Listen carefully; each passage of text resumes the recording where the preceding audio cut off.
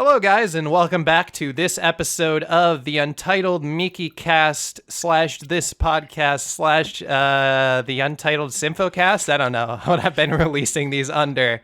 Anyways, I am once again joined by my lovely co-hosts, Nyard. Hey, what's up? And also, with the amount of podcasts that come out, I would say it's fair to call this the Untitled Symphocast because the majority of episodes are lost, so it could also be the Lost Episode Cast, but Symphocast is almost everything that people have gotten to see so far. That's true. There's true. Literally like twice or three times the amount of views on any of these, which are more, by the way, than Digicord Radio. Fuck yeah. Because people keep coming back to these. Although I suspect if you look at the unique viewership, it'll be different. Yeah. And also, on this podcast, you just heard is Will, who I haven't introduced yet. That's me. I host the Digicord Radio, and it's not true. I have a lot more views than you. Especially on the Nyard episode. Yeah. Thank you, Nyard. No. I think you're mistaken. Nyard has more views than my episode, but every single one of these episodes have, at minimum, like 150 viewers. Okay. Want to talk about the Symphocast? No, we're not talking about the Symphocast. You have some like real appeal. You were shielded by. Listen, your channel got shielded by shaves. Your fucking On Your Mark episode has 10,000 views from like Koreans who get lost on YouTube. Yes. And fucking. Anyway, I have a fucking video that has like 30,000 views, so you can't beat me. True. Fuck. You also got shielded by Joe, so like no comparison, dude. All right, do we want to talk about Symphocast or not? Do we? I mean, we can. I don't know. I feel like we can keep the dig. This could be a bonus Digicord Radio episode. Hell yeah! Yeah. All right, I mean, we're turning this train around, right? Symphocast. I didn't even know we'd be talking about Symphocast, but I guess I'm such an expert on Symphocast that we could just, fire ahead. Yeah. You know what? Yeah. This is the tennis season. I think we should talk about it. Maybe just a little bit. It'll come up. In any case, what did I want to start with? Damn, there was a joke I wanted to start with and I lost it. Anyways, Symphocast says trans rights. That's all you need to know about this season. Trans rights. Cagliostro, has womanly intuition and it was correct. So enough said there. More of a woman than the real woman. A brain boiling in estrogen. That's what we get. She also has massive fucking boobas, which is great to look at. Badonks. True. The booba. Yes. We're starting with great optics today, fetishizing trans women. Hey, look, I wasn't the one fetishizing trans women. That was all Will. I know, but okay, but let's actually we can start with that, like unironically, because Cagliostro and Prelati, which are the two like minor villains in this season, are technically trans women, right? Because they were I don't know, like alchemists back in the Middle Ages, and they've been granted a perfect form, a perfect body by Saint Germain, which apparently in the Symphocast universe is a female form, which kind of based. Yeah, kind of based. Well, yeah, and speaking of like trans right and shit, there's like a line by Prelati when Cagliostro is supposedly dead, and she goes like, well, you are granted a female body later in your life, but you sure, like, you never fucking, every time you had the occasion to say that you were a woman and proud, like, you said it. And yeah, because... and there's also like some transcoded lines around Cagliostro being like, I've been living my whole life as a lie. I won't lie anymore, right? Yeah. It's all over the place, absolutely.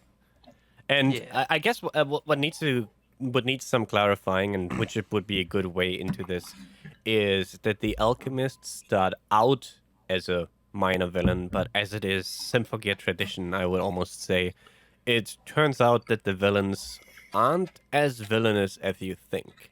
As of course. as we already know with season 1 with Fina and with the Maria and the squad and Mum in G and in GX with Carol, who, to be honest, stays a villain the longest. Very much. I mean, so. even Dr. Vare has his Dr. moment. Vare stays a villain like for 2 seasons. So what do you mean? Dr. Vare's the hero. Almost. He sacrificed. Okay. So here's the worst hero. He is the absolute worst hero. But like the important thing he does is in the end he gives up. Right. His heroic act is basically giving up his right to be the big damn hero to Maria and Shirabe and We went over this last time. We went through this. Yeah. But that's also like sort of relevant in this season, right? Is the relinquishing of that control to the next generation, to the the people who actually have the energy to fight oppression. Mm. So, and here again we have exactly alchemists who are, for now, at the start of the series, villains who gradually turn around, who we learn came from very oppressive, repressive social backgrounds. Like Saint Germain obviously grew up in some form of poverty, slavery, where her mother died. So starvation or illness. Looked like ancient Rome to me from the flashback. It looked pretty ancient. It could be everything. I was personally reminded of like Rose of Versailles segments with like John's backstory, basically. Not directly John, because John obviously betrays her mother and pisses off. Yeah, with the poor mother and the mother dying. But I mean, the point is, she was oppressed in a time where humanity was fucking... It was bad. It was bad. Slaves and shit. Yeah, there was poverty going on, slavery going on, dumb shit. Really bad shit. I think you can kind of... and they want to... Their sort of goal is to liberate everyone from oppression. At least 3. The main 3 that we see throughout the season, right? Yeah. And I guess for Cagliostro... we aren't allowed as much of an insight into her past, but we understand that, well, she seems to have been a man at some point and has found some sense of liberation in getting the female body, so being seen as a woman, respected as a woman, and so on. And I find this really interesting. We can immediately jump into a fucking gendered reading of the fucking alchemists, because behind the alchemists is Adam Weishaupt, the chief leader of the Bavarian Illuminati, and he's like the Chad. Like when you post the Giga Chat emote in fucking text channels, it should be him. It should be him, because not only does he obviously design-wise call back Akio from Utena, who's also the Omega Chad, the fucking... Yeah. His fucking first appearance on screen is him like flying above everyone else. Oh, and the focus is having very a sun much... in his hand and the sun burning his clothes away, and then he's fucking naked and like he has like a 10-pack. He like immediately like asserts the male dominance over all of the alchemists. No, the focus is on him having a perfect body, right? Specifically, like bodies are very important in this season of Symphogears, specifically. Yeah. And in terms of Adam Weishaupt, it's that he has like the perfect male body, and that's the very first shot of him, is putting this sort of physical aspect of that, like dead center and dead focus, right? Yeah. And that's sort of the as we find out later, the oppressive force that needs to be fought against this season. Hey, this is Miki. I'm editing the podcast right now. I just thought I'd cut in here because there's about to be about 30 to 40 seconds of silence. Will's microphone died at about this point in the recording. Yes. First of all, Will, did your fucking microphone just die? Yeah. I was wondering what's happening. I'm hearing some like weird chatter on your end, Will. Can we... all right. It sounds like it may have like switched to like a laptop mic or something. No. Can you just... All right. Can we just pause? Shit. I don't know. Should we just like... make a pause in the episode here and you can check your recording and see if it sounds all right on your end? Oh wait, that sounded better. Now it sounds better. Did you change something?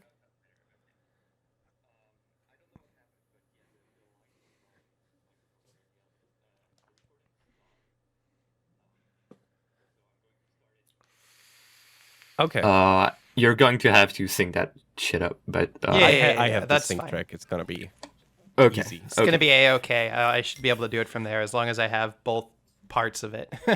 All right. Well, I don't know if it got recorded, but yeah, what I was saying is, Adam, his first appearance, is not only like asserting his perfect body and like showing it and being a fucking alpha Chad, he also like moves aside his female subordinates, which is what he does all season long. He's always naked, by the way. Yeah. I mean, pretty much whenever possible. And to emphasize his alpha maleness, he has fucking Tiki. Yep, Tiki. Yes. Which, I mean, this is the best. Tiki is This is the best way to exemplify like the sort of, I guess, symbolic gender relation that is being problematized as well. Because while Adam is like the most domineering alpha master character of all times, we have Tiki, who's like the most devoted, like the Hegelian, like master and slave. I'm not gonna explain that here, whatever.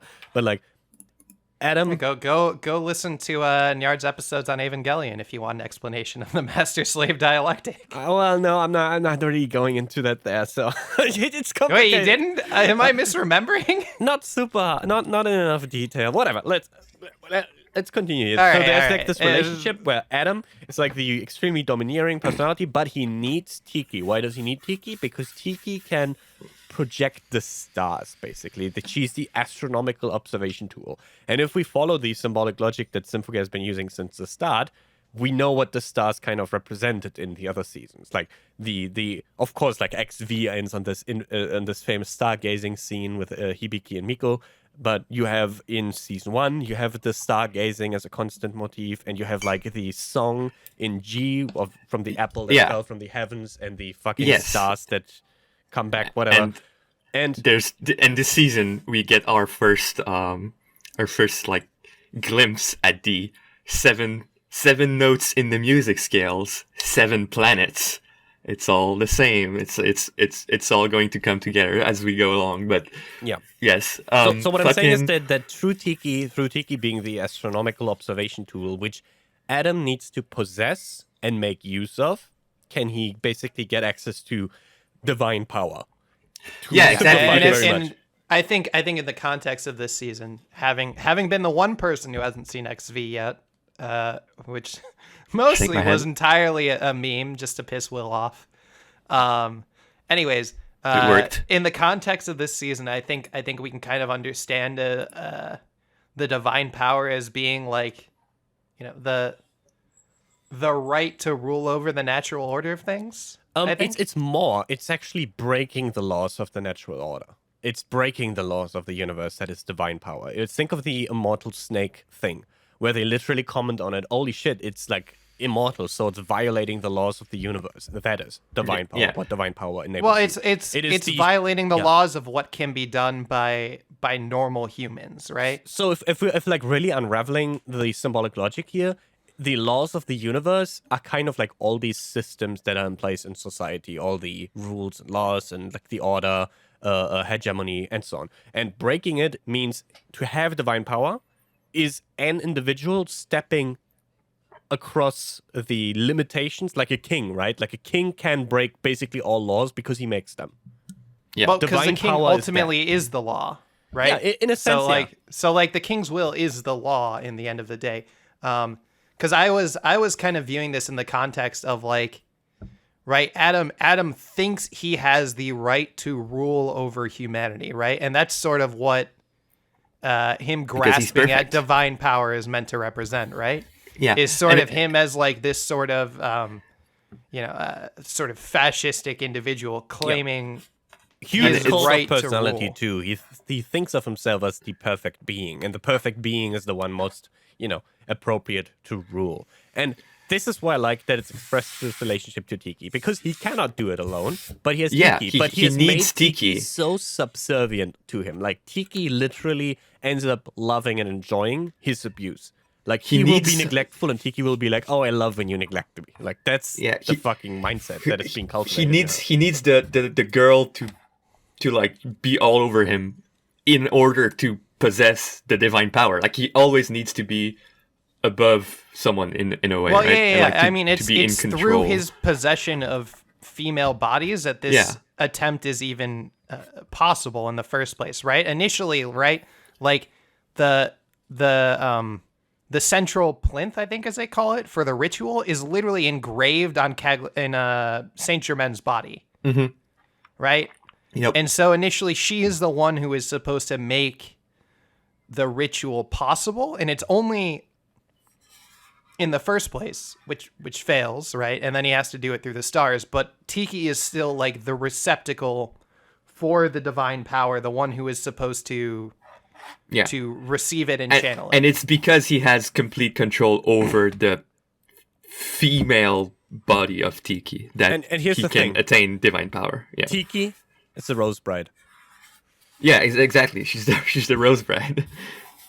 Well, Tiki is half of the Rose Bride if we look at Utena, right? I feel like the other alchemists are like the other half, like collectively. Yes, exactly. That's what I was gonna point at, is that like the other half of the Rose Bride, the one who is oppressed and has free will, is more kind of represented specifically in Saint Germain. Which is why I need to stress, like, Tiki and Adam are both dolls. They are both not human.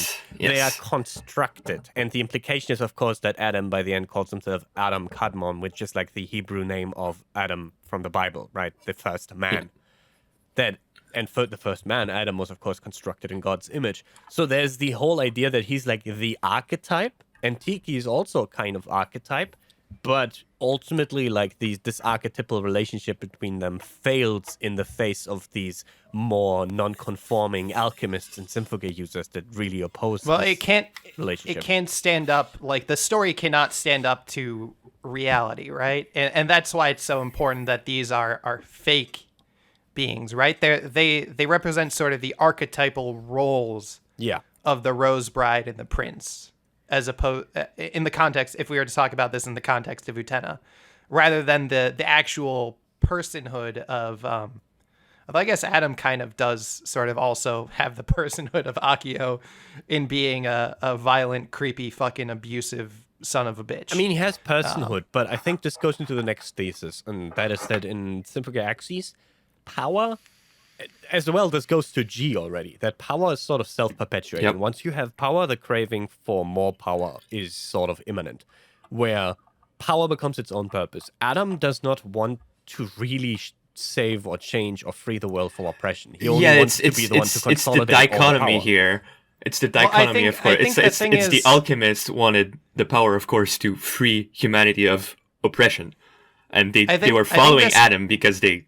he had the power to do that, and they needed him. But, of course, Adam only wanted the power for himself, for his own gain, to have the power. And that doesn't matter what happens to humanity. And that's I think to cycle back to the first season, like, the thesis is not that power is self-perpetuating. It's self-perpetuating when there's nothing within to check it, right? The individual seeking power, right? So because Cagliostro, this sort of, with Cagliostro, there's this obligation to free other people, and that's why Cagliostro is ultimately redeemable, right? Because all of her actions are through this obligation. And similarly with Hibiki, right? The final thing that allows them to take the divine power out of her hands, this sort of power that is too overwhelming, that is too earth-shattering. The thing that ultimately allows them to take that out of her hands is the presence of Miku, right? This sort of check on her to return her back to the sort of the link normal plane of human. I mean, we go really deep here, but like the idea of the thing that always keeps all the Symphogear users grounded and allows them to use power in a more responsible way is Linka, is love, is the sense and the idea that they would use their power to die for another being rather than to consolidate just for their own sake, which is what Adam doesn't do at all. Adam only loves himself. He has no regard or no love for anyone else. So if you want to say that, power is fine if it's in check by love, okay, I'm not entirely sure if we get this from this season, because I very much feel like even Hibiki, when she turns into the huge fucking monstrosity, Ultraman. Yeah, by the end, she also needs to lose that disproportionate power again, because it's hurting her and it's making her lash out. So we have a more decentralized distribution of power among multiple people, all for each other, which is why we have these unison songs as well as a huge theme in this in this season. The bond of unison in singing together, they are stronger, rather than, one being consolidating the power, which is what Adam was doing. And the difference between Fina and Adam is that Fina really had a strong goal of, I want to unite everyone by fear in order for us to, be able to brace and defeat the Curse of Belial. And Adam may also talk about the Curse of Belial, and by the end he signaled something like, the people are coming, we really need to get rid of the moon first. But he doesn't care about the Curse of Belial. Yeah, he doesn't. Saint-Germain cares about the Curse of Belial because she thinks that's the oppression. Adam cares about assuming his place in the natural order of things, which cares in his view is at the top amongst gods, right? Yep. He wants to prepare for the coming of the custodians, and because they are about to come back or awaken or something. Yeah, no, that's the larger thing, but what he wants to do with grasping the design power in the context of this season is to assume his place amongst these godlike beings. Yes. Right, which he views as like his natural right as the perfect being, which is why he's so shocked that the divine power accumulates. It's also a revenge, right? Because he, as he said, he was made by them, and he was deemed too perfect, and so he was thrown away, and that is like his whole thing. How can I be too perfect? It's revenge to him because he views himself as perfect. Yeah. Because he views himself in this way, it is revenge against the world that does not put him in the position above everyone. So right, so this act of being cast away is in sort of a way saying that no, you're not divinely ordained to have this position. What we need to understand here is what kind of interesting relationship is being made. So of course, like him being Adam Kadmon is indicative of something, right? He was expelled from heaven, from paradise in the Bible. Now, what is the final form that Adam assumes in this season? Like a huge satanic Satan being, So we equate sort of Adam from the Bible, the archetypal man, with a Lucifer from like Paradise Lost. And he wants to reign in hell, basically, if he cannot be of the king of heaven. Yeah, exactly. Yeah. In the same way, it's the same thing that Accio. There's a bunch of comparisons between Accio and Lucifer, the morning star, right? Yeah. Accio very deliberately makes these sorts of allusions, in the same way that he's trying to create his kingdom in the school down on Earth. Yeah. Right. And this, of course, this whole like paradise symbolism goes back to G already, where when you remember in the G-cast, I analyzed like the song that Serena and Maria were into when they were kids, with the apple that dropped from the sky, and the humans were basically born out of the conflict on Earth, and the songs that were born and so on, and they looked into the sky for hope and so on. Of course, that's the same motif. It's like the heavens above, we are expelled with the apple. The symbolism there is in line again. Yeah, there is something interesting you compare AXZ to G a lot, Nyard, because they are very similar. But I mean, I think of course there are some key difference, but it's true that like both seasons feature like some kind of power that the characters, like both the villains who turn out to not be villains and the real villains, are seeking. Both in different goals. So I think the key thing here is that AXZ is not so much like a reflection of G as much as it is an answer or an extension of the ideas of G spread onto like a universal plane. Yeah, so, with the alchemy and all. Yeah. Honestly, it's at the same time more universal and also more abstract, I want to almost say. Because while particular, not abstract, more universal and more particular, because the particular things that we see have left me very puzzled at first. Because we open with military intervention, with Song being designated to go into some global south nation, Valverde, to intervene there. And there's like Nazis, and there's like the harming and collateral damage among the native population and so on. And there's a military junta, junta. I don't know how to pronounce that word. I think junta is on point. I'm not sure. Sort of claiming dominance over this nation and causing...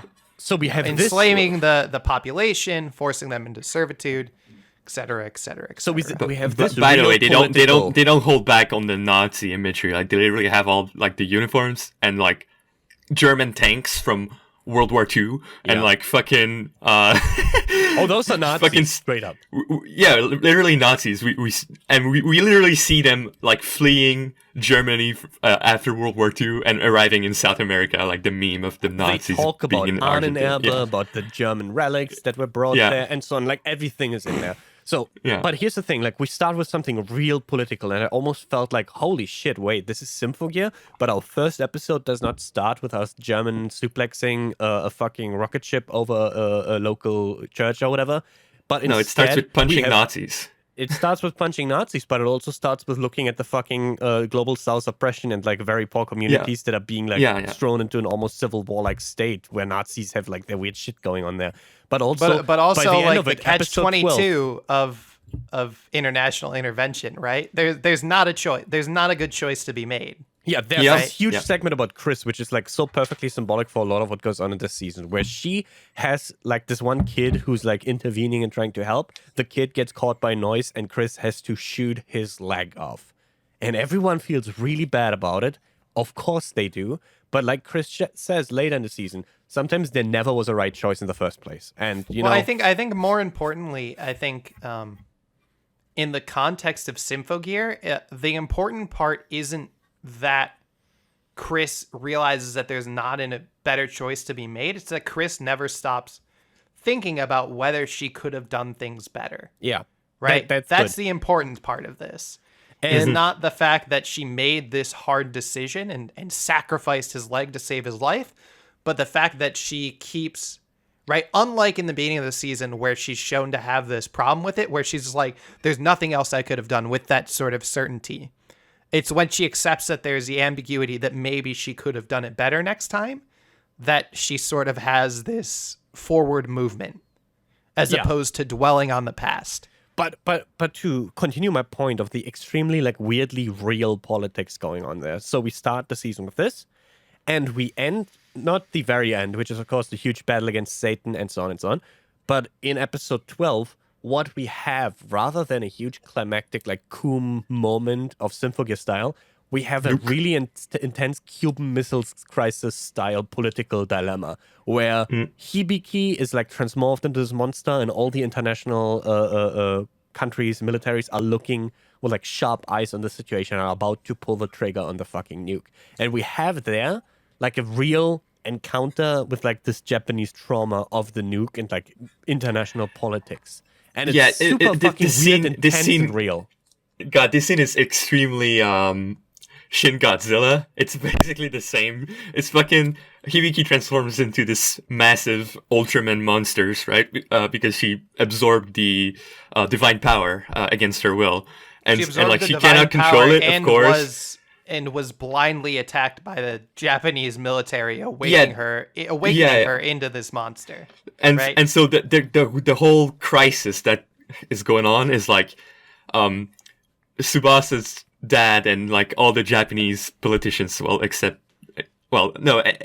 the grandfather, like trying to like resolve it diplomatically while as fast as possible, while the Symphogear users in Southern German have to like calm down Hibiki or like manage to like get her out of the situation. I mean, and the crisis, and they do it. It's a huge like triumphant moment, right? It's like, oh yeah, humanity has done it. We can do it. We can connect. But like, cut to Donald Trump pressing the nuke button.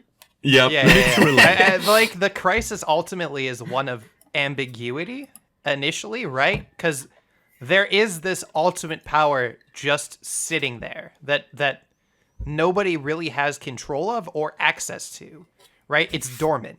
It's just sitting there. It's not even dormant. It's like lashing out, right? Like No. It's not lashing out until the Japanese military attacks it with the tanks. Well, yeah.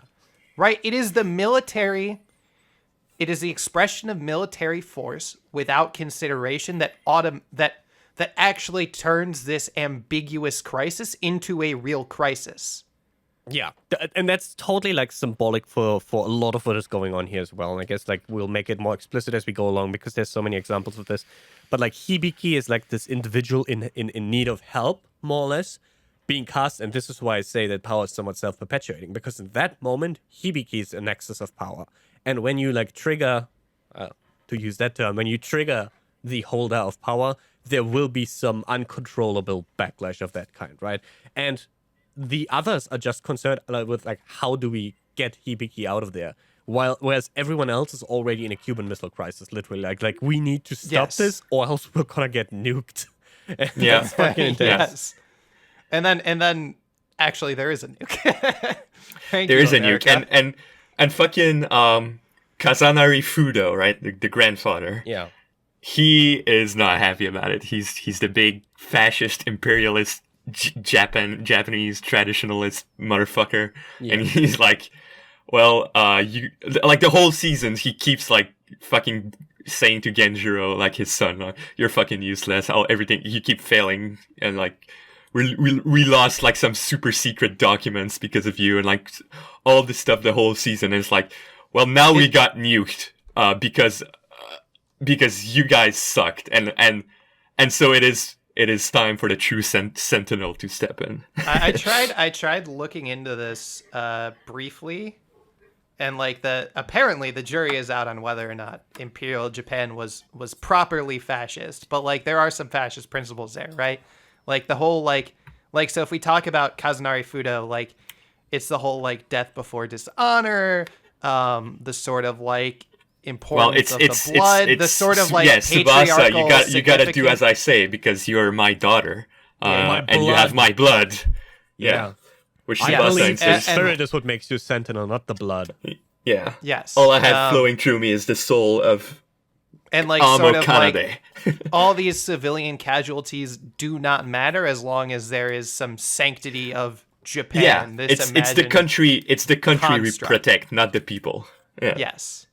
And, like, that's very much opposed to Song and Genjiro having this ideology of the people come first. We have Symphogear, we're just going to let them fight as they need to. Like, I think the thing is with Genjiro that's interesting as, like, in terms of uniquely, like, Symphogear's sort of, like, if we were to say it has a sort of feminist position, right? So, like, Symphogear is overly critical of most paternal figures. Most of them. Save Genjiro, whose entire role in the story is to sort of give guidance to the Symphogears to prepare them for the fights they're going to face, and then get the fuck out of the way. Yep. But while we're on this last moment still, with Hibiki being still transformed, what I found really interesting is that they're like, okay, we need to inject this anti-linker, we need to try and get Hibiki out of there. That we understand that there's a defense mechanism, they say, inherent to divine power, which kind of burns through that fucking anti-linker thing.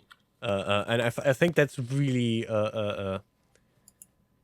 That's really interesting. There's almost like the inherent defense mechanism, because divine power, I want to make this big thesis of like divine power representing like power itself and becomes self-perpetuating.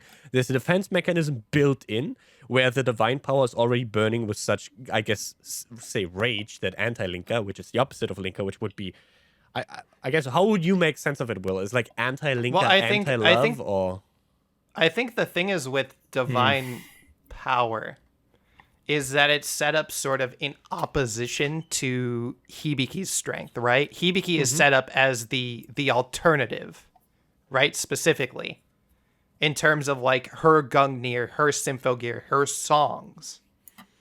her ability to reach out and grasp hands with other people. She's the god killer. She's yeah, exactly. Yeah. So like I think that's what's important here is that whereas Hibiki's Symphogear is the ability to gather hands with other people to draw their strength to your cause, right?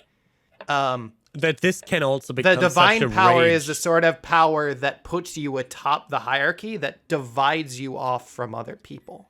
Yeah, and, right? and it is almost that like the existence of this kind of power inherently generates this kind of Cuban Missile Crisis conflict, as I called it. The anxieties of everyone else who looks at the powerful thing and goes, oh shit, not us, we're gonna threaten, no, we want the power, or you don't get to have the power. And like power itself, these power disparities caused this, right? We understand that the final climax is, oh shit, Hibiki has all this power now, and this is a problem for everyone around us because we're caught in complicated systems of like international conflict and oppression where nobody wants to cede the place atop the hierarchy to someone else. Yeah, and that as opposed to this sort of power rising up through everyone else at the bottom, we have this power that just comes down from the top. And it is there to almost destroy Hibiki. It's so important that, like, instead of fighting alongside the others, she's, like, trapped in this monstrous, powerful body that is basically threatening to not only destroy everyone around her by potentially being nuked, but also losing herself in it. And I think that's kind of the rage, the anger, like the idea that all these oppressed alchemists, for example, out of anger for the world, have decided on a very strict path that involved violence and like sacrifice of human life. I'm trying to think, because like the divine power manifests as like blindly emotionally striking out, right? Yeah, in a way. So I'm trying to think about this in the context of Anti-Linker right now. Anti-Linker is really confusing right there in the last minute, right? It's like, hey, like Elf9 is like, hey, we can just inject Anti-Linker, which is, you know, the thing that is the opposite of Linker. And it's like, okay, we just let Linker's love. I mean, it was a thing before, like in G and all, with like the fucking Anti-Linker gas that Dr. Ver put everywhere. I mean, fair enough, but I wasn't thinking about it back then, true. Yeah. But I mean, if Linker is love, Anti-Linker would be hatred, but like, yeah, but I don't see how it works. I mean, I guess the idea is that Hibiki, for caring about others, has been so consumed in that moment, in her feelings of love for others, that this has turned violent. Exactly how it would turn violent if, like, one of the alchemists thinks about their oppression, like Saint Germain thinking about, oh, my mother died, the world is cruel, and we must, revolutionize the world. Yeah, but the important part, I think, is just that the divine power itself turns, Hibiki into a monster. It's literally not human. It's not controllable. It's not... Exactly. It's not something we can attain. Of divine power itself is a risk, a danger to the world. And what we need to understand is that divine power symbolically just is the power that can change the laws of the universe. But we have another power in this show which can change the laws of the universe, which is the moment we really realize this is when Saint Germain joins to fight alongside Hibiki and says that unbending evil soul of yours maybe actually represents the potential for the world to change. Dato Shitemo. The unrelenting Dato Shitemo of Hibiki Tachibana. If we want to take this a step further and talk in Symphogear song terms, like it is the point where all the alchemists are singing in order to stop this, this sort of cataclysmic event, this nuke, right? I really want to focus on the even so, right? Like the even so implies that someone told you it is impossible, this doesn't work, the world isn't like that, and you say even so. Yeah. It is always a rejection of some universal, some... Exactly. So I just want to point to one scene in particular in the season which basically just encapsulate all of that. Like in the early episodes when they have the divine serpent. Well, I can't pronounce the fucking name. It's super fucking complicated. But it's a god, right? The serpent is a god. They cannot damage it because it will rewrite reality in order to heal itself. And like Hibiki just comes in and punches it apart. And like the lines that follow is like Kirika and Shirabe going, yeah, Fist 1, reason 0. and Hibiki is like, and then Kaguya-san's like, well, what happened to the whole invincibility thing? Hibiki just goes, you're looking at her. It's like, you know what? It's not the fucking serpent that is invincible and a god and that will rewrite the universe. It's me, because dato shitemo. Well, I think the thing is, so if we're going to, so like it's the willingness to take everything off into ambiguity. I think that's important here with that even so, right? It's, I don't have a clear answer to this, but I know that if I continue to forge forward and just try and do the right thing. Yeah. Open your fist. It's what she says to Saint Germain, right? This and continue, as Symphogear would say, in the shortest line, but sometimes that shortest line is the most difficult thing. So my I think perspective, they also put forward. My perspective on this even so is twofold. For one, like one of the repeated motifs throughout this entire series or series as well. The season here is, so we've talked about a couple of examples, right? We frame it with military action, chemical weapon plants that are somewhere in Valverde, nukes, the complete fucking callous use of the nuclear weapon by the American president, who is just like, yeah, the conflict was just resolved, humans can connect, and literally just one random fucker in place of power pushes the button.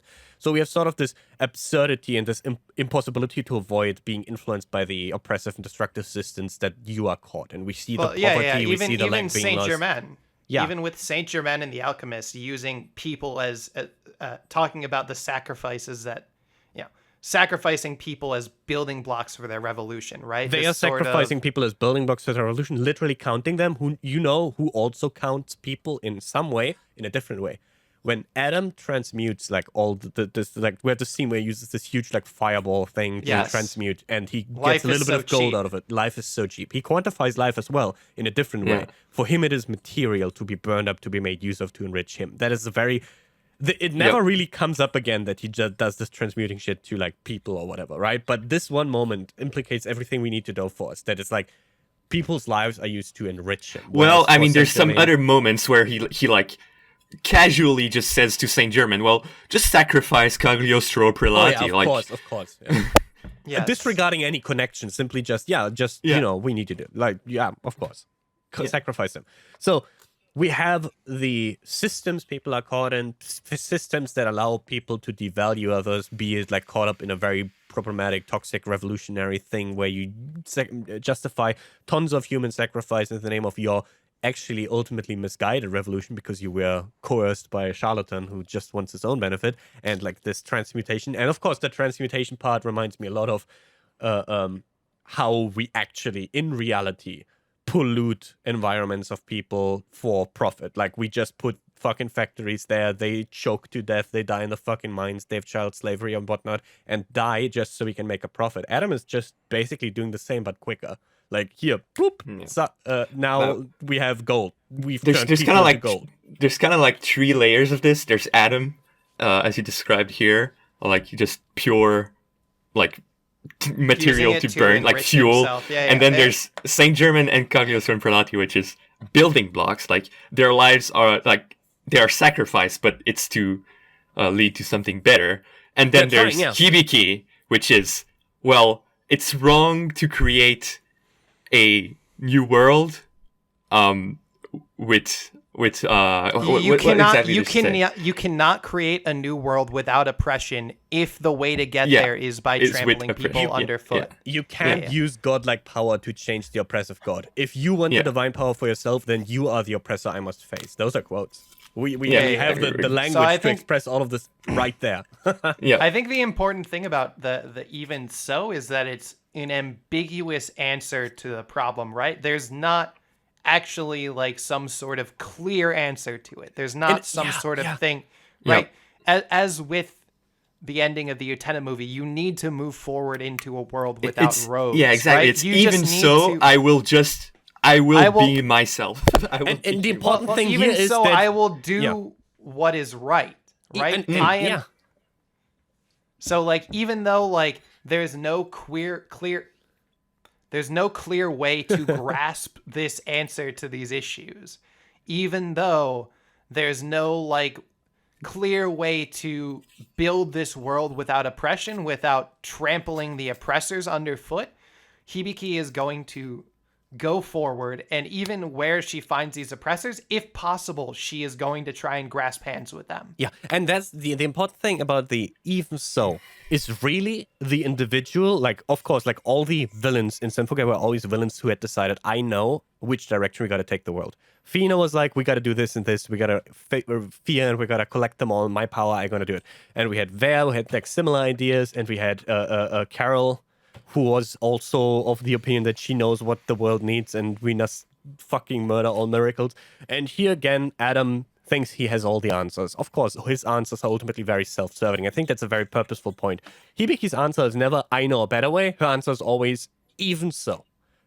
Yes, I, as an individual, might not know, but we together will figure it out. We can join hands. We, like, always, throughout the season, it is so often that Hibiki is like, hey, Illuminati, I know you want to change the world. You want to free the world of oppression. If that's your goal, why the fuck are we not working together? Like, why the fuck are we not talking? Just say to me what you want to do. Like, that's what makes Hibiki so fucking like a great character to me. It's always that she listens to, well, or tries to listen to her opponents, and every time she defeats one or brings one over to her side, she learns from them and grows, and it's like now there's this additional perspective to her worldview, and it will be taken over all of the following conflicts, and and quite literally, right?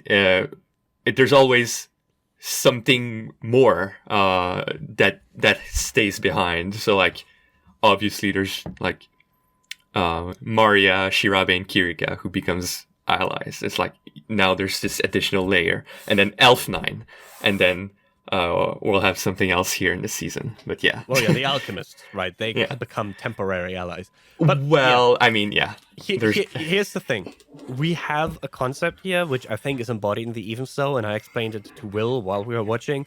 But it's the concept of a unity of means and ends, and I believe it comes from anarchist philosophy and so on. But the idea is that if you truly want to get rid of like an oppressive hierarchical system, what you have to do is you cannot bank on any solution which in the process of bringing about the change does not already decentralize power, does not already disseminate power.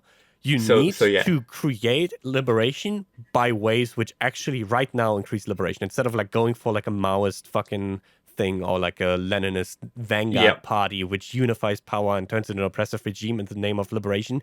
You need to achieve liberation by actually continually, gradually creating liberation and decentralizing power. And I feel like this Even So just insists like, hey, even if you tell me we need like an oppressive, violent, revolutionary vanguard, even so, I think we should be reaching out. We should be trying to understand people. We should not sacrifice lives. We should, have a unity of means and ends. And that's a very, very strong vibe that I've gotten from all of this. Like the idea of power is the problem, and we cannot use power to get rid of power.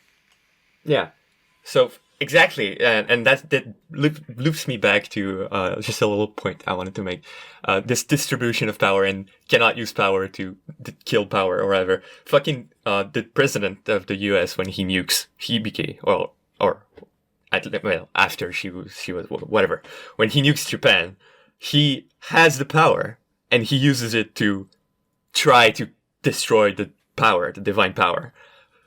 Yeah. And in the same season, destructive to Japan. Well, the thing is, if we talk about this specifically, it's a direct threat to his individual power for any other individual to have that sort of power. We see him here alone on like his fucking golf court, pressing the button. It's his decision. He has the power. He turns the key. And there's a scene in this season that parallels this when Genjiro and Yasuhiro activates the keystone. They have to do it together, and they're both apart, and they both have to turn keys. It's like, it triggers all of these other people. It triggers, and it doesn't even like trigger some sort of mechanism. No, it just sends out a signal to all these individuals to cut these fucking ropes together. Yeah, all these samurai fucking muscle guys, out of nowhere, they all know at the same time. Yeah, time to go cut the fucking ropes on the fucking rocks in the garden. Let's go. So, and I guess this is the point where we should get really, because it's so thematically appropriate. Well, I think specifically, Symphogear answers this question of individual power by giving this really beautiful moment to the three alchemists. Exactly, where that's what I'm getting into. They themselves sing in unison, right? Yeah. Suddenly the sort of, dry analytics sort of, we do this thing, we'll get this interaction. All of a sudden, they turn to this answer, but even so, well, specifically Saint Germain at first, right? She's like, all right, well, I'm going to have to try and stop. I'm going to have to try and transmute this fucking nuke into gold. So here's the thing. They use the Philosopher's Stone first, right? The idea is the Philosopher's Stone represents like the universal, and this we can use to, basically control people, overpower people, give divine power. How do we beat this? We need the Fool's Stone. Like, first of all, calling back the Arcana, like the Fool, the Wild Card, the, basically origin point of the hero's journey, and Hibiki herself, because the fucking Fool's Stone grew out of her. Even so, the Fool's Stone is a rejection of the Universalist Philosopher's Stone, which is like the narrative of, this universality of this control. Yeah. The thing is that in terms of the tarot, hold on. I just want to get into the Fool in terms of the tarot for like 30 seconds here. All right. So in terms of the tarot, the Fool is both the 0th card and the 23rd card. 24th card. So it is both. So it sort of represents this individual sort of journey, transformation, this sort of power that can overturn everything, right? So if we talk about it in terms of like occultist philosophy, the Fool is sort of the beginning of the journey to attaining mastery over the universe, right? Yeah. It's the seed for all that. Exactly. But what I think is interesting is Hibiki has her place in this world, right? The Fool who always says even so. But I think by the end, the Universal also has its place, because the Philosopher's Stone is what the alchemists also use when they protect the world from the nuke. They find a truly universal notion of defending the world, which is stopping the nuke. And I think that's a very powerful moment. There's like a universality in protecting people from this massive devastation of like the weapon of mass destruction. The universal isn't sufficient on its own, right? Is sort of also the implication of that scene, right? It's not just that they use the Philosopher's Stone to stop the nuke, and that's enough. They come together themselves. They use the connection they built between each other. They join hands. It's in selfishness. The words of Symphogear. Yes, it's that selfishness. It's selfish. Listen, selfishness, in this series is always killing yourself. That's what it means. Listen, fucking okay. I mean, I was plugging really hard right now. I don't know if it's going to be heard, but because I was kind of like overwhelmed and just thinking about this, like all of this. But fucking when Saint Germain finally joins Hibiki, right after like the big Dato Shimo scene at the end of episode 10. With like Adam, Saint Germain being like, well, if Adam wants the power to himself, then he is the oppressor. I must kill. And it's the key part here is that Hibiki doesn't think in helping Saint Germain and like not defeating her entirely. And she goes and opens her fist to her. Like she welcomes her to be herself and be and. The key part is that when the fight begins and Hibiki protects Saint Germain, Saint Germain's like, why are you doing this? And she's like, well, my body moved on its own. I wasn't thinking. Basically, it's selfishness. And then Saint Germain's like, well, okay. In that case, we're not friends. We're not allies or anything. I'm just doing this out of selfishness because we have the same enemy right now. They're both doing what they think is the right thing to do, and that's sort of how believe in justice and hold it tight. And hold the determination to fist. Yeah, but okay. I mean that's sort of the connecting thing here, right? Is that is that as human beings, we do have this sense of morality, this sense of justice, and it's Adam who is inhuman for not having that, right? And that's ultimately what can bring people together. That keeps coming up with, do you have any humanity left in you? Oh, no, I was never human. But let me just finish that train of thought real quick. That brings us back to the end when the alchemists sacrifice themselves to destroy the nuke. When they do it, Cagliostro and Prelati are like, well, it looks like you became friends with the Symphocast users while we weren't looking. And she's like, no, they're not my friends, but I wish I could be. I wish I could have joined hands with those girls, is specific words, right? Mimicking both sort of this act of, that Hideki is always doing, but at the same time sort of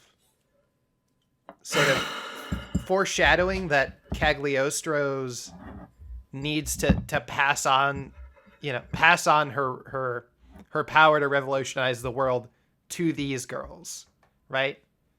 They are the ones that have the right of things. I need to sort of grant my power to let them do their thing, right? I think it's so powerful also here that they are, of course, like using the Philosopher's Stone. And the Philosopher's Stone was always intended to help erase the Curse of Baalal. Because the Curse of Baalal is all things unreasonable, all disconnects, all like personal flaws. I think the even so of Hibiki is like a perfect example of the Curse of Baalal, right? Like we don't have the words for it, we cannot communicate, it's not logical. My sense of justice is an error resulting from all the flaws and hardships I've been through, but that's a good thing. And instead of erasing the Curse of Baalal, by the end, the Philosopher's Stone is used to save the world. And that's such a, I think, nice thing, because the alchemists turned around from, well, human life sacrifices in our bigger ambition to get rid of the Curse of Baalal to acknowledging, wait, this thing is actually good. The Curse of Baalal makes people into something. And we need to stop talking about that scene because motifs, it's too much. The interesting thing here with the alchemists in this scene, right, is that they aren't just... Like, the beginning of the song sounds like the beginning of every fucking Swan song we hear throughout this season. Can we all agree with that? It's a different motif, but it... but like in terms of like the echo, in terms of like having the single voice rising above the mix of everything else, right? Yeah. That's there. In terms of the gathering power, but then it transforms into sort of like the unifying, and it sort of mimics the unifying ideas of like the songs we get at the end of the season, every other season where they do the X Drive, right? Yeah.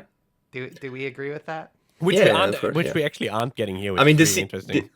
this season has two examples of that. There's this one, Shito Ewigkeit, or whatever, however you pronounce it, and it starts like this. Song. And there's Axia no Kaze, which also starts exactly. It actually starts with all of the chants of the fucking gear users and their activation songs, and then it goes into the Swan song, and then it becomes a whole full-on J-pop unison song with all six singers, and it's my point amazing. Is that like with the alchemists, it's interesting in this context that all of a sudden, like, normally we just see them exercise power, right? They're like if alchemy is still like this sort of analytic, scientific sort of power that is manifesting in the world, right? In this moment, they turn to miracles, right? They're using the Philosopher's Stone, but ultimately they're using this sort of the Symphogears sort of Zesho, where we put everything on the line, all of this humanity, we're singing our final songs with all the energy we have in our lives, and this is the sort of thing that will stop the larger world-threatening event. Right? Here are some lyrics from that song. An incomplete world called Dato Shitemo. A world of a dreamer, unfitting for us. But if one Dato Shitemo is allowed, I want to write of the days I yearn for with my friends. Yeah. And there's all this talk of I wish these aren't words meant for us. But if there's even still one, I wish that could bring a smile to my face, something like that, right? Mm-hmm.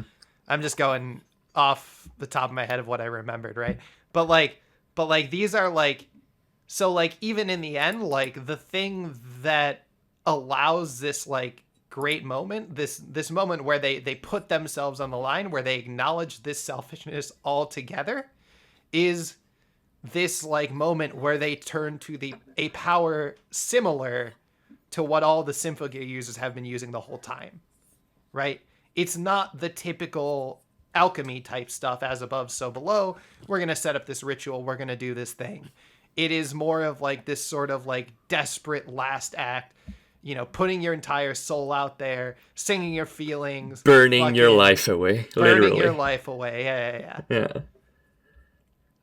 So, and then it's the big feels scene. Oh my god, yeah. Fucking. Well, I'm glad I'm still alive, because I wouldn't have missed this. I was like, what? Miss what? Well, you're smiling. I was like, yes. Well, yeah, can't even remember the last time I didn't want to die. God damn it! I think the biggest, and this ties perfectly into it, so it's like a link. Like I can't remember the last time I didn't want to die. So there's a way in which we tie back to GX's themes of like having forgiveness for the world and accepting kind of what the material changes that brought you there, your background, your history, your past have made you, and how you turned out to be this. We have like this, for example, the biggest moment of this is of course when we have Elf9 and Maria try to find out what the fuck is Linka, how do we use it, how do we produce it, where do we inject it, and they like dive into Maria's subconscious. And you have this like extended scene where Maria has to confront her memories with Mom.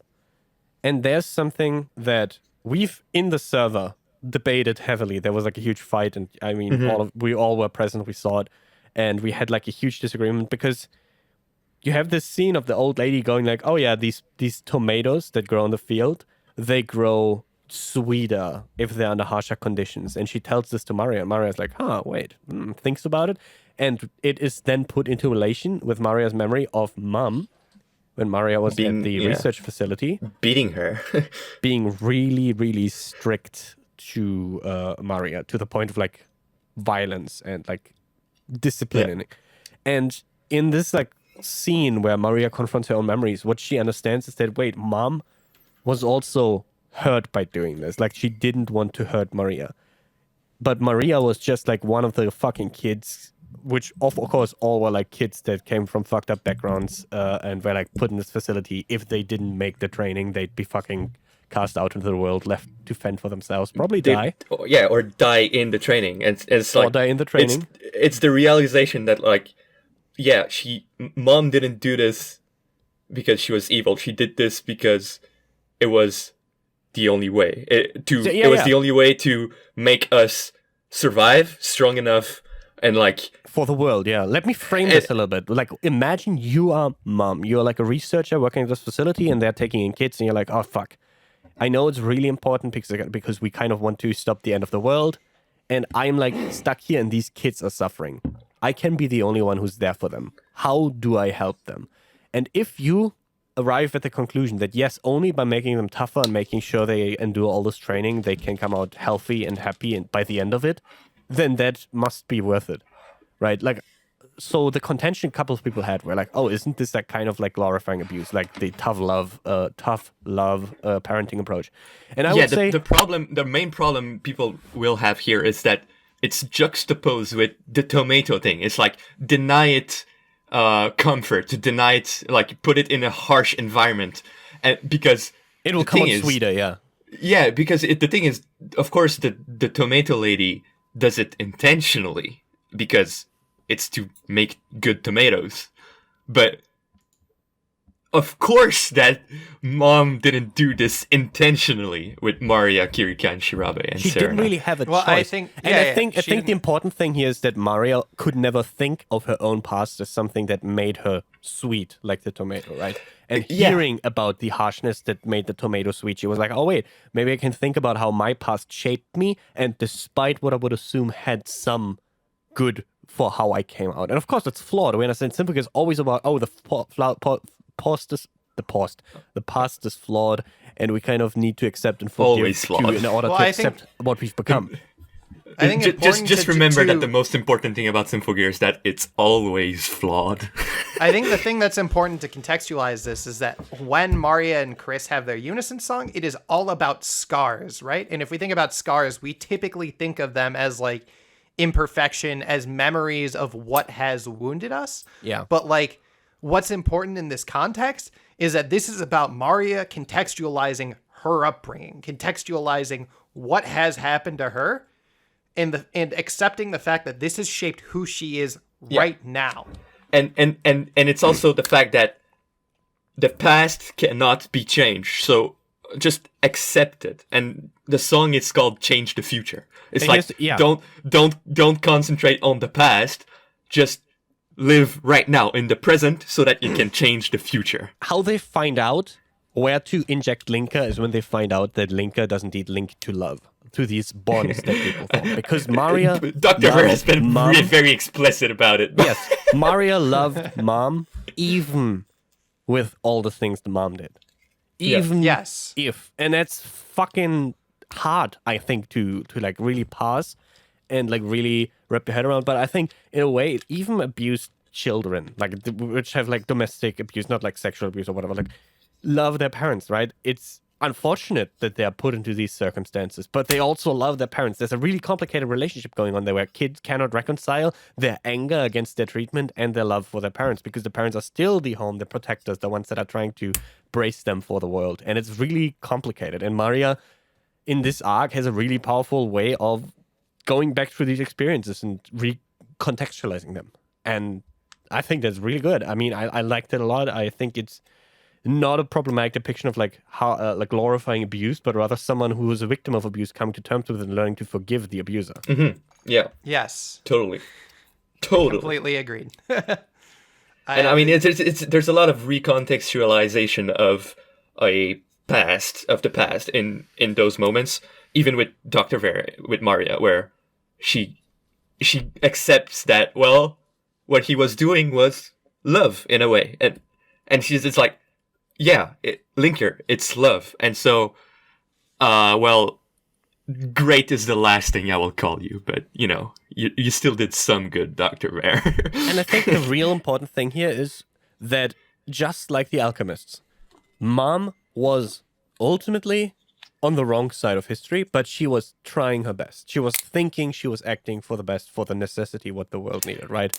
That you forgive, because even with the alchemists, right, they killed tons of people. Like we've had a count. Saint Germain was counting 87,000 something. They killed a fuck ton of people. By no means can we understand them on the right side of history, but we understand that some part of them, like the human wish in them, has a desire to change the world for the better, to make the world better, and that's a part we can connect to.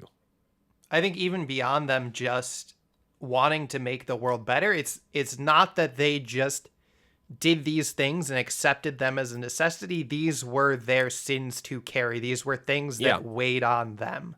Exactly. Right? And that's also the important part that allows these people to be forgiven, to be redeemed, is that not that, you know, they did these horrible things, but they did these horrible things knowing they were horrible and thinking that this was the right thing still to do, because they didn't feel like they had any other option would be worse. It's sometimes there's no good option. That's the whole thing. It's and like, well, if there's no good options, let's just have the least bad one, right? And here's the power of the even so, right? There's a scene where Hibiki thinks about this. If you want to gain something, do you need to give something up? Is it selfish to want it all? And I think it's Miku who replies like that. It's just basically what makes Hibiki. Yeah. Yeah. It's she says something like, well, when you're selfish, it's always to protect others. So, you know, I'm all for it. Yeah, I may have been conflating two scenes there. But yeah, this is the idea. Like, is it selfish to want it all? The way you want it all in Symphogear is usually like by singing a song about your feelings, singing the swan song, which means you're ready to sacrifice yourself, and by the end still surviving and having a happy end, you know?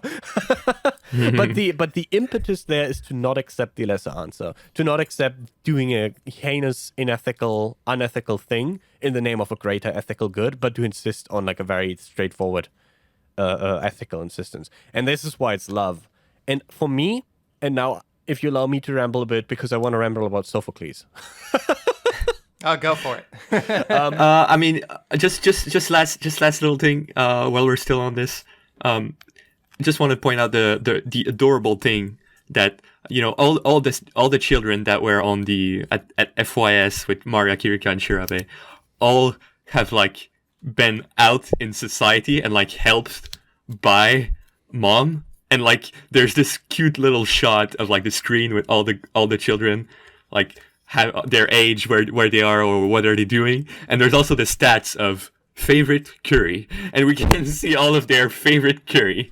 And that's it. That's all I wanted to point out. That is beautiful. Anyways, Nyard, are we going to talk about Antigone? Is that where we're going with this? Yes, we are gonna talk about Antigone.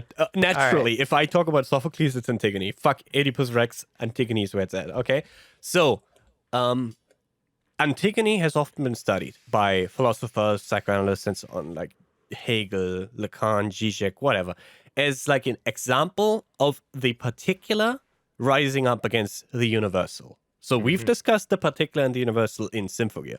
In Antigone, and which is why I'm explaining it is very similar. So just to recap for everyone who doesn't know, Antigone is basically the promised to the son of the king. She's gonna be the wife of the son of the king. Antigone has two brothers. These brothers fight, one leaves for another kingdom, and after a while a war breaks out between those two kingdoms. Her brothers die, one of them gets buried, and the other one, the traitor, gets left out in the dirt. And the king says, I declare that this traitor will rot for the birds and dogs to eat his flesh, and he will not be dignified a burial.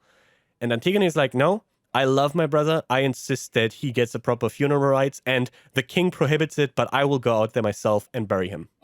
And there's this big antagonism between what she feels as her obligation to her family, like her personal obligation, and then her obligation to the kingdom, right? Yeah, and that's the big conflict here. What we have here is the king, of course, wants to impugn this traitor in order to have like a display of power, of public order. And, if you are a traitor, you too will rot there out in the sun. This is how we treat traitors. And Antigone is like, no, I love him. Because I love my brother, I will properly give him the burial rites. And I reject the notion, the laws of the state, the rules from above. And I will insist on my love. And this is why I think, and why many philosophers have argued, that Antigone's insistence on her particular love over the universal rules of the state is like an ultimate ethical act. Because as Zizek argues, the ultimate ethical act is the one that challenges the notions of the universal to have a truly transgressive act. Yeah. And isn't this straight up hibiki? Like, I reach out to people. Yeah, I actually have something about this. Like, this is very directly the Fool's Stone against the Philosopher's Stone. Exactly. So the Fool's Stone is like the antithesis of the Philosopher's Stone, which, as we said, is the universal, right?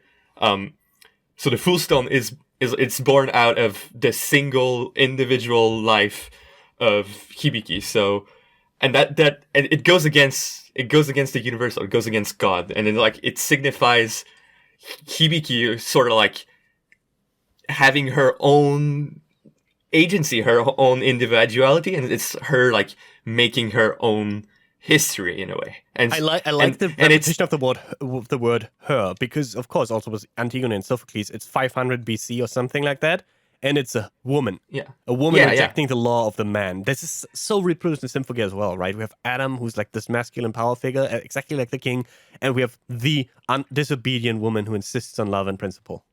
Yeah, I think it's no mistake that I think all throughout this season there is very much the sort of symbology of Utena going on in the background, which I think we should talk about maybe after this. Well, yes. But yeah, of course. What I want to talk about now is the Chrysopoeia of Hibiki at the end. The gold form. Yes. This happens after the alchemists have burnt themselves out or whatever. But there seems to be some kind of thing going on where Saint Germain's soul is still inside of her Faust robe, her gun, and like what the Symphogear users do is they absorb that energy from the gun when Adam shoots it at him, and like, so there's this sort of implication that they have to sacrifice the Dainslev, the Ignite module, in order to bring in that power into their Symphogears. Just to be clear again, Ignite module, of course, from GX is the thing that fuels them out of their memories that they basically, from their scars, can grow and overcome their memories pain. of pain. Yeah. Exactly. So like, and they have to burn that one away. It's the last ignition, right? And it's and like from then on. I mean, in XV they will have like a different power up related to that. Spoilers, Miki, but but like, I mean, you can probably just tell by Hibiki going gold here.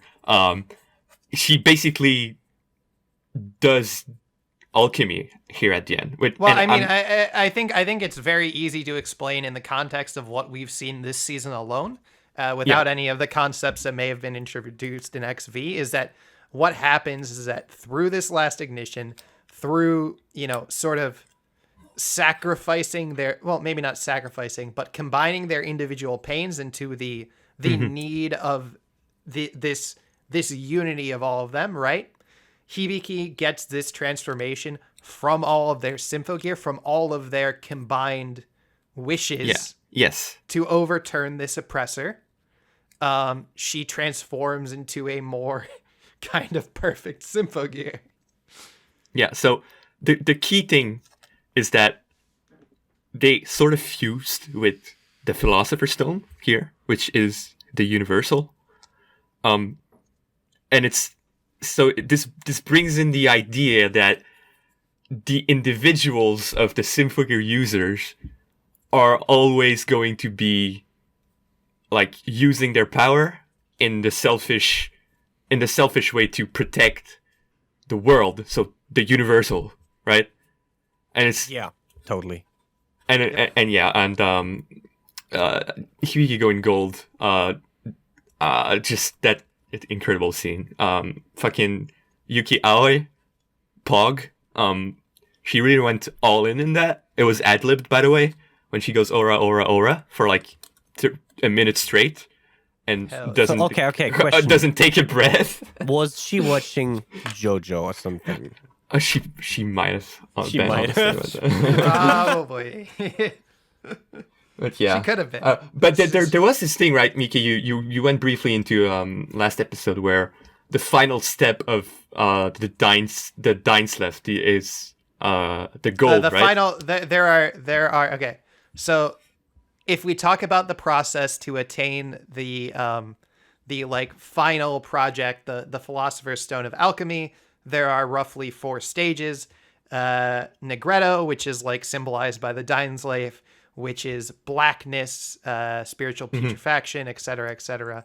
And then there is there's a step of whiteness, of purification. Then there is a step of citrification, which is gold. And finally, there is rubedo, which is like this sort of redness or blood. Okay. Yeah. So I had this conversation with Moe Central. Shout out to Moe Central again. He'd probably know more about alchemy. He was fairly knowledgeable about alchemy, from what I could tell. I don't exactly remember what he said, but it was something like the gold here would represent the universal, of course, and would be the equivalent of something like Madoka being white in Madoka Magica, and taking on a godlike form when she's white, or like in Precure when they have their ultimate form, it's always white, or Little Witch Academia, for example, as well. And so the equivalent of that in Symphogear would be the gold, and it's kind of like, yeah, it makes perfect sense, because it's like if we think about if we think about it, like this only happens when they lose the ignite, which is the Dainslev, the cursed blade that drew its power from their memories, their individuality, and their regrets. And so the fusion with the Faustro of Saint Germain only happens when they lost that curse, right? The curse of individuality, in a way, the melody of the ignite. And so, like, the Dainslev itself is kind of like, in a way, it draws power from individuality. So, from something like the Fool Stone, and so that's it draws why power from impurity, right? Yeah, I think the Fool Stone is literally referred to multiple times as a piece of trash. Yeah, and it's why it's cursed in a way. But cursed have two sides. But yeah, that's why it's gold. That's important. I have a quick question. Is the curse, quote unquote, of Gungnir explained in the next season? Yes. All right, because I'll have thoughts about whether or not Kaneko is a hack and just stealing from Shozo Kaga there after the next season. That's, by the way, an interesting point to make in general, that this is the first season of Symphocast that we are watching where from the start it was clear that there would be another. And so this is the first season where the ending is not a really conclusive ending, but it goes, but the evil custodians, they're going to come next season. You're going to learn all about them. It's more like, it's not like the final episode was the ending to the season, right? Yeah. Because it's also, like we get proper closure on pretty much like 80 to 90% of the ideas, like the key ideas of this season. But that's the in thing. The we second get closure, to last episode. We get closure on all ideas in all of the other seasons. They are very well constructed that way. In this season, no. We have questions. We have questions such as, okay, so what is with the custodians, and what was Adam trying to reject? What is the curse of Gungnir? What's exactly with the divine power? Why Hibiki could harness the power? Yeah, why is she good? Why is she rid of the curse for some reason? Yeah. She must have been, because otherwise you cannot harness the power. By the way, a theme that we kind of glossed over, because Hibiki ultimately became like a vessel of divine power, but you can only harness divine power if you're not a child of the sin, of the curse of Balal. Yeah. You can only if you're a perfect being, if you're answered. Above conflict in this way. It is briefly mentioned by Elf9 that because she was struck by the exercising power of the Shenshojing. The mirror that bears you naked to the world. But there's another question. What about that? That is also left open explicitly, leading us into XV. Yeah, they literally mentioned like, there was another person who was struck by the power of the Shenshojing. Exactly. What's up with that? What's up with that? We're gonna go after that person now. Do you remember who that person was? It's not like the final season's named after her in a very stupid way. In the most stupid way of all time. But yeah, in this point, I guess like this, of course, the mirror calls back the Shinshojing. I said it wrong, right? Shenshojing. No, yeah, that's right. All right. Calls back Symphogear G, of course. And I had like a huge thing about Symphogear G and AXZ have like a huge, tremendous thematic overlap, which really makes me glad that despite me diagnosing a certain tremendous thematic overlap and structural overlap, we have had so much to talk about, which is nice. But like my idea was that, okay, both in G and in AXZ, we have a strong masculine figure trying to rein in a new world order by getting like an old power that somehow in the work is being equivalated to weapons of mass destruction. This man is commandeering a group of women that all act on their own sense of justice, so therefore think they are doing something righteous, but are being used by this masculine power figure for his own sense of how to bring about the new world. In the process, we have, of course, the reaching out of hands to the enemy by the Symphocast users, and so we abolish slowly like the place of power. We fight off the masculine figure, we join hands and unite the women in a joint pursuit to save the world. Like, even the arm iconography is somewhat similar. So we have like Dr. Vare's arm being like the fucking, I forget what it's called. The Nephilim. Nephilim, right? He holds the power to control the power. Exactly. And what the fuck is up with Adam's arm that is being blown off that he uses as a vessel for divine power? That's the fucking same thing. Like there's so much structural overlap between those two seasons. It's insane. Genius line when the power goes into his hand, his detached arm, and he goes, "It's already in my hand."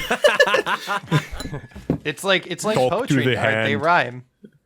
It's like poetry. And then Hibiki goes, "I'll punch it apart with a song in my fist." Yeah. So I mean, I think it's kind of obvious, like in the context of Hibiki, to have all these oppositions to her being, set up by things in people's hands, right? Yep. I think it's like Naturally, thematically very like obvious and natural to do this sort of thing. But I think you are right in that G and AXZ are very similar structurally. Yeah. I think the main difference that I would point to is that, well, G is a lot more Laputa and AXZ is a lot more Utanas. So like in G the power is literally a place. And so in AXZ the power has to be a person. And in AXZ the power is sort of metaphysical, right? It's not a place, it's sort of a representation. Yeah. I mean, in exactly. both, in my opinion, it's like symbolic, right? But the symbol is kind of structured differently. Yeah. Yeah. And another thing about the structure, and this has left me a bit puzzled. Maybe we can piece something together, because the very first episode starts with like school life, and it's like some goofy scene where it's like, Hibiki and Miku are hanging out and talking about Hibiki's upcoming birthday. And then Chris shows up in the fucking helicopter. Yeah, and they go fight. Get a room. By the way, she's so fucking rude. Holy shit. Yeah. She shows up in a chopper while they're like being gay and shit, and she's like, "Get a room." Like she literally showed up with it in a helicopter.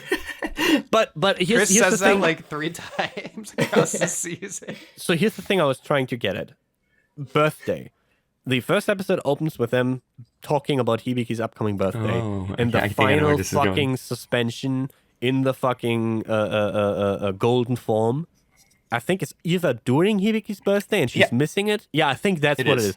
Any idea what this is about with the birthdays? Like, I couldn't help but notice that the start and the end of the series were framed through Hibiki's birthday. Yeah. Well, I think in the context of like Kirika and Tsukiyomi, I think the birthday is sort of a significance as part of knowing yourself specifically. And it's very important to them that they don't know this aspect of themselves. Right. Like, Kirika is really hyped for Hibiki's birthday. She's like, because Kirika doesn't know her birthday. And as she says, right, it makes other people's birthday even more important to her, because it's like, damn, it's something to celebrate I don't have. And a birthday is a huge part of who you are. And like, if in your birthday you are literally not here because you're not yourself, you're like a god, and literally like being a monster, well, that's like you're not being yourself. You know how it goes. Right? Yeah, I think in the context, like, it's important about knowing who you are and knowing how you relate to other people, right? Because a birthday isn't an event for you yourself. It is an event for you, your closest friends, your family. It's an event for the people around you to sort of be together with you. So it's Nietzsche jargon. That's what I'm getting. Yeah, of course. I would think so. Yeah. And like, God, I need to get into this story here. I've told it many times in chat, but it's really amazing, and I think I can do it more justice in voice. But like, let's do it. Yeah, let's do it, because there was of course, I'm the huge Symphocast guy, and all my real life friends, I have to talk them into watching Symphocast, and a lot of the time what will happen is that I will watch it with them.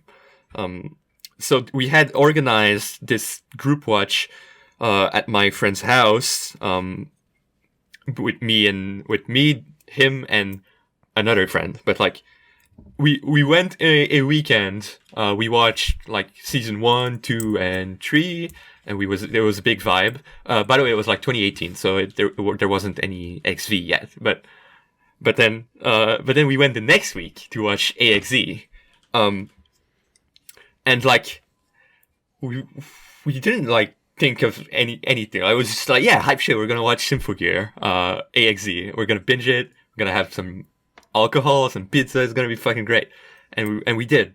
But like, at one point we reached the scene where Kirika just slaps her hand on the blackboard, like, boom, and it's like 9:13. Hibiki, it's your birthday in like 2 days, and we're like, wait, 9:30? We're in September. Look at the day. It's like, hold on, it's the 13th of September today. and we're like, holy shit! This is the greatest fucking coincidence in my entire life. Just by pure hazard, we fucking binge watch Symphogear AXZ on this Hibiki's birthday, which is central to the structure of the season and has the climax happening during her birthday. And let's just say that we got real hype at this like this realization. It was very it was incredible, and it's just one more story that makes Symphogear a very personal thing for me. You know, right. To be honest, the 12 billion times that you've watched this, it had to have landed on that day at least once, you know? Yes. It was incredible. It was incredible. That's great. That's fucking great. It was right. great. So I think we've alluded to it a whole bunch. So how about Utena? Is it time? Yeah. So one of the striking parallels between this and Utena is I find in the protagonist, which is Hibiki and Utena.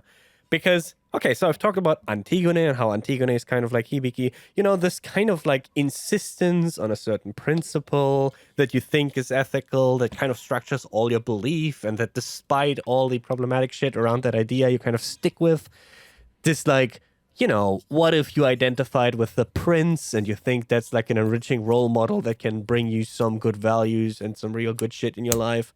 You know, but not just the prince, but like, I'm bringing up Kierkegaard, Knight of Faith.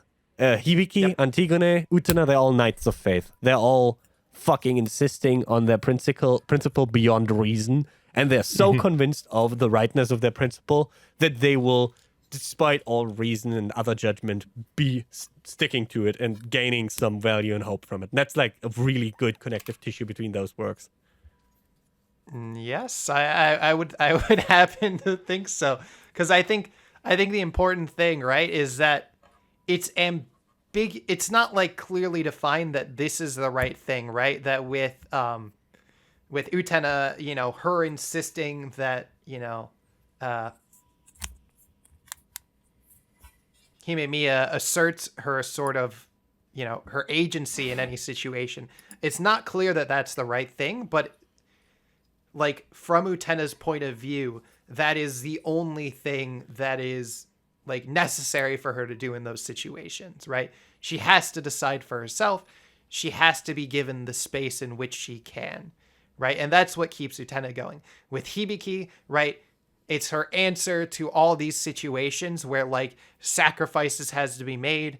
There might be pain that needs to happen, but we need to find the way that hurts the least amount of people, right?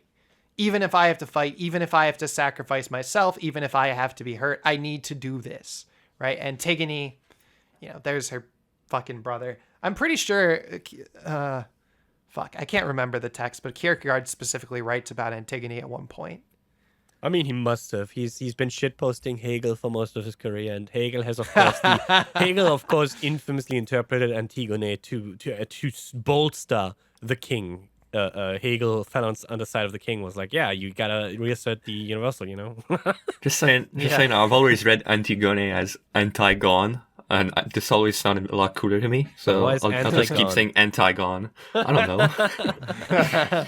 Well, Anti is gone. So Oh, rip. Rip. Brought the pain back. Yeah, so like I think importantly in this season, there is a lot of like parallels, specifically like if we understand Cagliostro, Saint Germain, Prelati to be sort of like to represent the other duelists in Utena. Totally, yeah. Right? Fuck yeah. These people who also need the world to be revolutionized, who also have been affected by this oppression, right? Yeah, but And they I think- developed like I fucking think- toxic, hostile ways to deal with that. They're like, all... Yeah, I think yeah. in the same way that Jury, in the same way that Miki, in the same way that Toga and Saionji and Nanami all have these sort of toxic practices in reaction to it. They're all right? in Akio's pocket, like the Illuminati. Yes, who most are in importantly, Adam's I was going to pocket. come to that. This is why Akio sends all these messages as end of the world, like pretending like he'll give them the power to shape the world that comes after when they've gained this, when they finally gain the power to revolutionize it, right? He keeps on saying, well, you'll be able to accomplish this. You just need to follow my instructions and you'll gain the power to revolutionize the world. Just follow my instructions. Things will work out. Right. Yeah.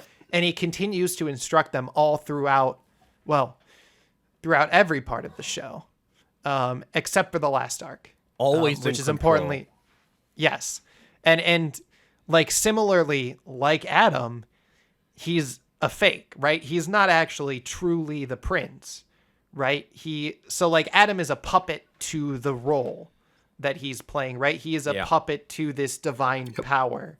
This, he's not actually in control of what he represents, but he is controlled by it. Yeah. Right? So is Akio. So it's in the same way that Akio is controlled by his, right? They're both controlled by their desire to assert themselves at the top of the hierarchy. Right? There's no like actual sort of human agency going on. And with Akio, that's sort of implied, sort of by him being in his coffin, which is like sort of, I think to explain in the context of Utena, it's just accepting like the responsibilities of your role. It's giving up on asserting your own individuality in asserting your own place in the world. Right? Yep. It's sort of the place where you lie down to submit. So in that same way, like Adam has like, he was made for this role of being the perfect being to work as this go-between between the caretakers and humanity, and the caretakers are gone. So he still thinks like, okay, I'm supposed to be the representative of the caretakers. They're gone, so I need to take their place, right? That's like ultimately what it is about. And I mean, you for more comparisons with Utena, you compared the shot of like Tiki being inside of her god form, being inside of a coffin. Yeah, she's inside of a crystal that is very similar to oddly shaped to like your cartoon, like the sort of hexagonal coffin that you might see. Yeah. And that would signify what you just sort said, of her right? Tiki submitting exactly to her role as exactly. this sort of not that she ever possession not of submitted Adam. to it, but yeah. Well, in the end, she doesn't. She ultimately trips Adam up when she finally expresses, right? Yeah. That she loves Adam. He won't embrace her. She's going to embrace him, right? And that's True. what trips him up ultimately. Yeah, like in the same way that like, so I think in the end, the alchemists do change the world. But like the way they change the world is they do this big moment of self-sacrifice, and then they leave the world in the same way that Utena does. Yeah, right? that's so true. That's so true. Yeah. Sort of leaving another behind- parallel, I think. We talked about how the alchemists are kind of embracing the Philosopher's Stone in a new way by the end, because the universal is not to get rid of conflict and the curse of Baal, but to save the world from conflict in the way of stopping the nuke. Because, of course, the nuke would have caused more conflict. That would have been a huge fucking thing. They stopped that. But They prevented also- dying and conflict. But Utena is also like, what gets her out of the coffin is like, hey, a prince is talking to her. Great, wonderful. And now she's like, oh, wait, I want to be the prince. Instead of like taking in the submissive Well, the position. thing is with Utena is that she sees someone else in pain, right? Like the ultimate thing that, right, that changes, that creates in her this desire to revolutionize the world is that she sees Anthe, but I mean, upon the before that swords, already, and that's right? what gives her. She forgets about it, right? But that's what gives her the desire to change it, to become this sort of princely figure, to gain the power to revolutionize the world, is that she sees someone in pain and she says, that's not right. Yeah, but even before that, right, I was thinking about the when Utena comes to identify as a prince, which is before the first episode even happens. She comes to the school like, yeah, I want to be a prince. No, that is that is where she gets the inspiration from. This is a flashback.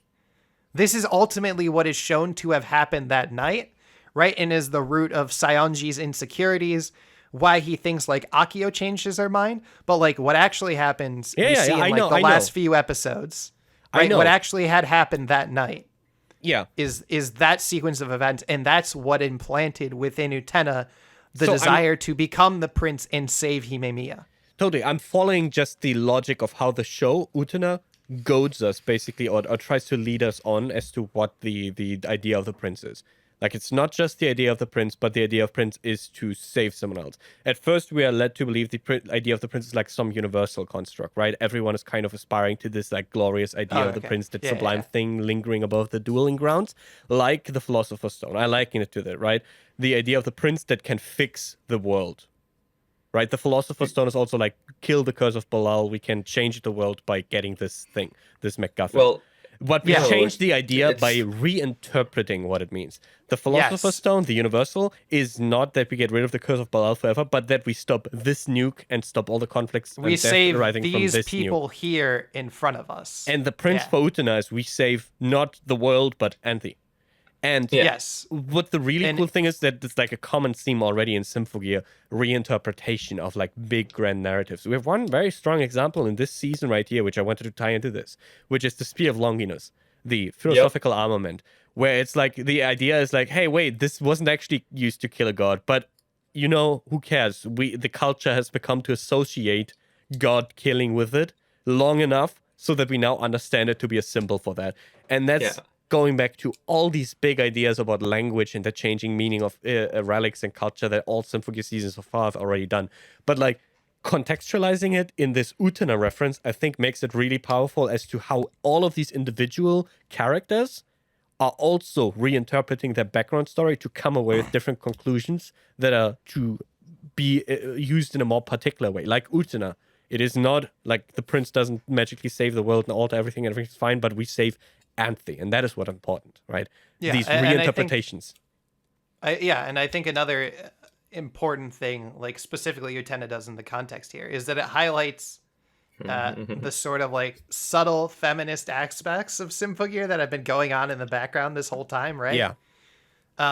I mean, we've mentioned it probably a good bit by now, but yeah, go on. Well, I mean, it hasn't filtered through to some people's brains yet, has it? I mean, some people's brains aren't even able to filter that. Hey, Howard, where's your game? Utena is feminist, right? That's already quite questionable.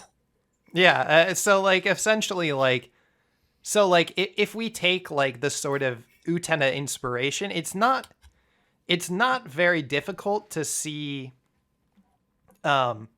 sort of the alchemist as representing some sort of like so the alchemists themselves, the three women that we have, as our sort of like opposition, as sort of like people who are fighting against oppression, right? Like, so one of them is trans.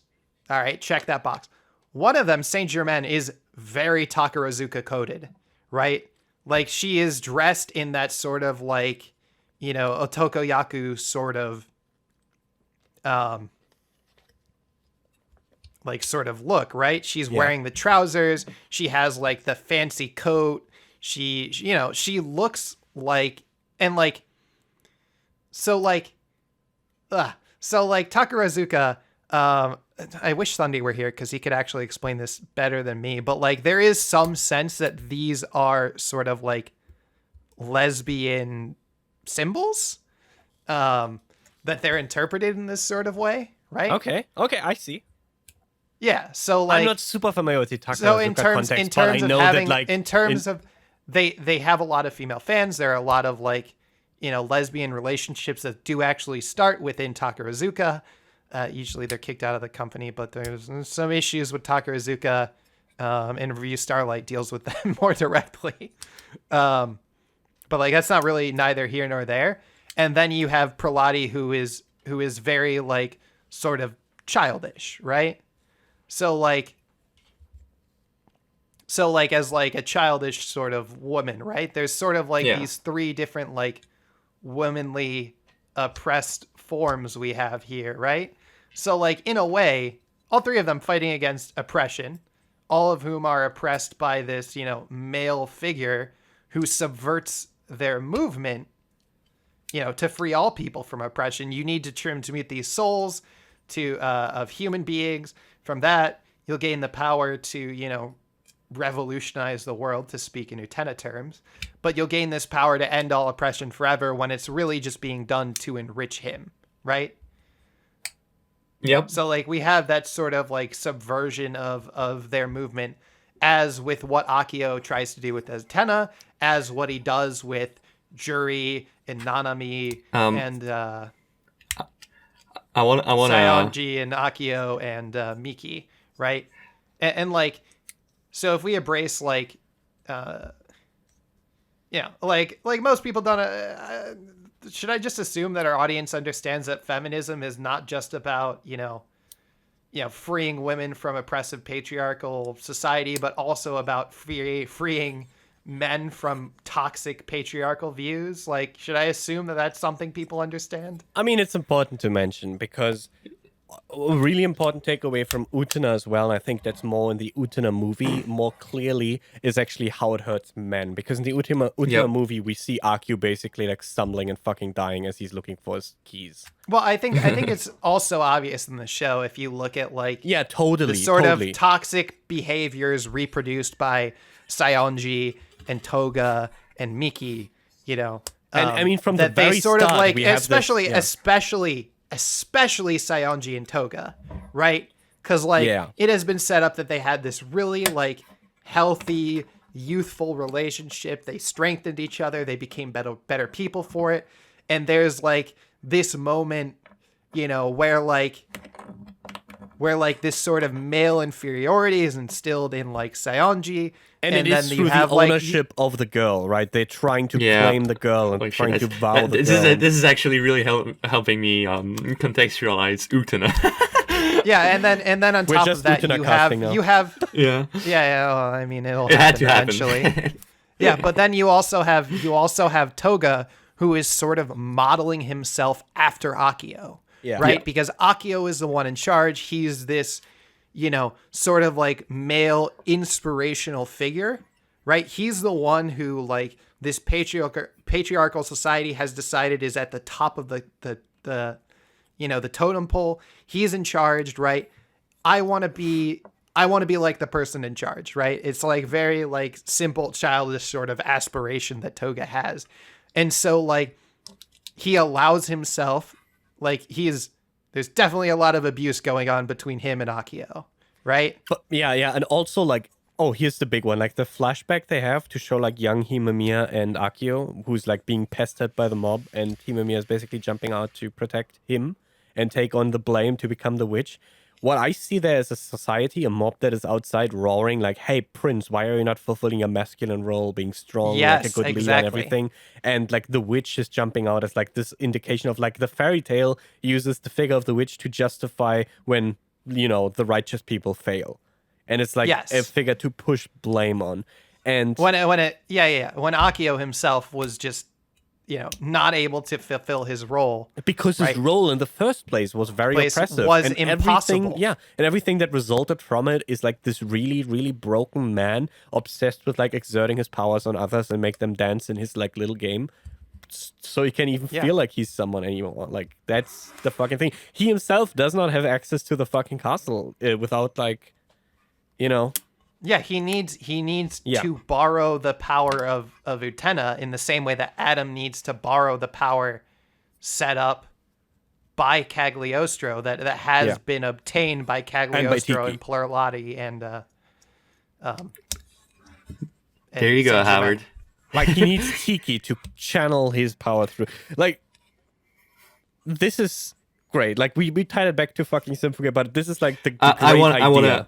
Yeah. That's what I wanted to do here. I mean, just to loop it back a little bit. Miki, you briefly mentioned that, it's about not saving the world, but meant saving the person, like this one individual. Right? It's not about. It's about saving the single person in front of you, and to tie back to your discussion about ends and means earlier, Nyard.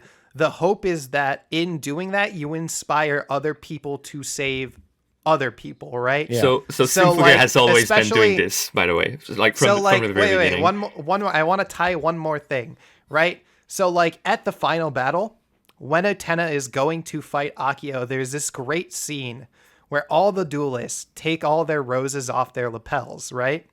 And they put them all into this single vase, and then they all shine white with Utena's colors, right? In the same way that all the Symphogears in this finale donate their power to Hibiki to fight Adam here, right? Very incredibly similar connotations. That's true. But like true. Fuck, I didn't notice. think about it for like a second. Like Symphogear, fucking what do they do in Symphogear G, for example? Oh, we're not Maria, you're saving the world? Well, we're not saving the world. We're just saving you. And like, or like fucking GX is like, Hibiki is only focused on saving Carol. And like, here it's the same thing, but it's reversed. It's like, we have to save Hibiki, not the world from the divine power that she holds. It's like, we have to save Hibiki, the individual. And it's all over the place. And it's true. And it's going to be this nuke that's very central to XV. There's this nuke that's supposed to shatter the divine power and, save the world here, right? Yeah. It's mistaken, right? Most importantly, it is a mistaken intention because it's never going to do that, right? Yeah, it's not. Yeah, because the real answer is to save Hibiki, not the world. Well, in this case, the answer is to save the Symphogear wielders, right? So it's just like this sort of cycle of, well, I'm just going to save this person in front of me. And like, even so, like in the climax, there's that American guy who gives them the information on the God Killer, right? And why? Because his mentor was one of those astronauts saved by their songs back in the beginning of GX. Yep. God, I fucking love that. You know what I want to see? He's not American, by the way. He's like from Valverde, I think. So like the country that was oppressed by the Nazis. You know what I want to see? But his mentor was one of those astronauts. I want to see Hibiki do a trolley problem. She punched the trolley. She punched the train. That's such a good answer too. Like it's not a legitimate answer for a trolley problem, but she do it. Like that's what she do. Because dato stemo. Oh Jesus. Like that's the answer. That's the Hibiki answer. Fiction is beautiful because this is possible. It's absolutely. I mean, there's some other things we can talk about here. We briefly mentioned Kirika and the notion that she does not know her birthday, and there's also Shirabe. Like both of them have arcs here. Shirabe has the notion that, like, because she can't do the unison with the other members, right? She can only do it with Kirika, and she's afraid that this is because she's just closing herself off, and then she's afraid that by closing herself off, she will one day also reject Kirika, and it's like, and she needs to learn from Tsubasa, who went through the same thing basically in season 1. It's like, no, the walls that you have built for yourself are not meant to keep people out, they're meant to protect them. And it's like, it's always this duality, right? It's always like, maybe this curse of like pushing people away actually serves to protect them. And it's completely true. It's completely true. It's something that happens to me all the time. Like, I always need to take breaks, in a way, from friendships, right? Like, just go away for a bit because, like, there's no reason. There's no reason. I just have to do it. It's just natural. And, like, that's the same. It's the same thing here. It's like, no, you don't push people away to reject them. It's to protect them. It's to protect the relationship, in a way. And yeah, that's so true. That's the episode. The episode is just about that. It's very straightforward. So it's like, yep. Well, so, like, all I think have to like go the back mini to arcs in there as well. Yeah. Yeah, I think to go back to Kirika with her, with her obsessing over the birthday, right? Like if we link all this to like self-knowledge, right? So like a very important thing for Symphogear is, why are you fighting, right? This is like hugely important, and it's stressed over and over again that Shirabe and Kirika are fighting for each other. They're fighting for Maria, and they're fighting for Mom, right? So like there's no like internal reason why they're fighting. And like this is something that I can only really get through implication, is that when Kirika chooses to like eat the blast, right, for Caglios, for Saint Germain and Hibiki at the end, right, like when she sings her swan song, is like her sort of being like, all right, I know what I'm gonna do. I'm going to fight with these people. This is what I want to do with myself.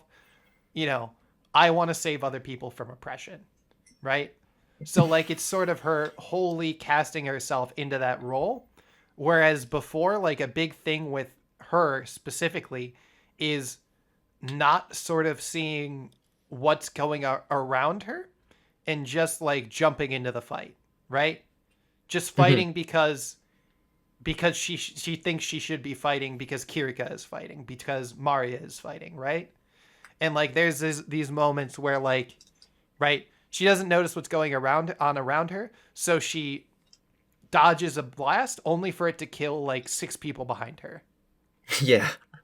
Right? There's a lot of talk about her being naive, and like this is sort of, at least from my assumption, unless there's like some larger arc that goes on next season, this is supposed to be like her sort of accepting that larger responsibility to not just her comrades, but to the people she has to protect, to like the larger fight. There's also always this sense that Shirabe and Kirika are just a unit somehow, that they are 2 distinct people, but they're always treated as like a unit, as like a duo that comes together. Yeah, they always have their unison song, right? They're always the ones that have it. Yeah. But they're we have like sort of here... defined. Sorry. Well, like they tend to be like defined through the story in relation to each other. Yeah. And here we actually have both of them having a unison song with someone else in this season. Yeah. Which is, first of all, interesting, but second of all, like, we have this arc. See, I'm exemplifying the point. I say they always come as a unit. I constantly confuse who is who. Shirabe is the green one, right? No. That's Kirika. No. Fuck. All right. Is green. She has this thinking back of, okay, like, birthday and name. And she is in this facility like, hey, what's your name? When have you been here? Like, the person who gives her identity is the other one. Fuck the name. Yeah. Shirabe. Yeah, Shirabe. Yeah. Like, there's such a deeply tight relationship between them that the one that basically affirms her identity and like tells her, well, yeah, we take our birthday as the day we came here, is her. Yeah. And so there's like this deep tie as to like how formative her identity has been influenced by her counterpart. And I feel like symbolically we're kind of dealing with this like duo-ness versus being individual people as well in this season. Yeah, I think for most of the other Symphogears, like asserting their individual, well, except for Tsubasa, who had to like, who gradually came to it after she lost Kanade, right? All of them are very like individually strong. The exception of maybe Maria and G. Like Maria has already gone over her arc here, right?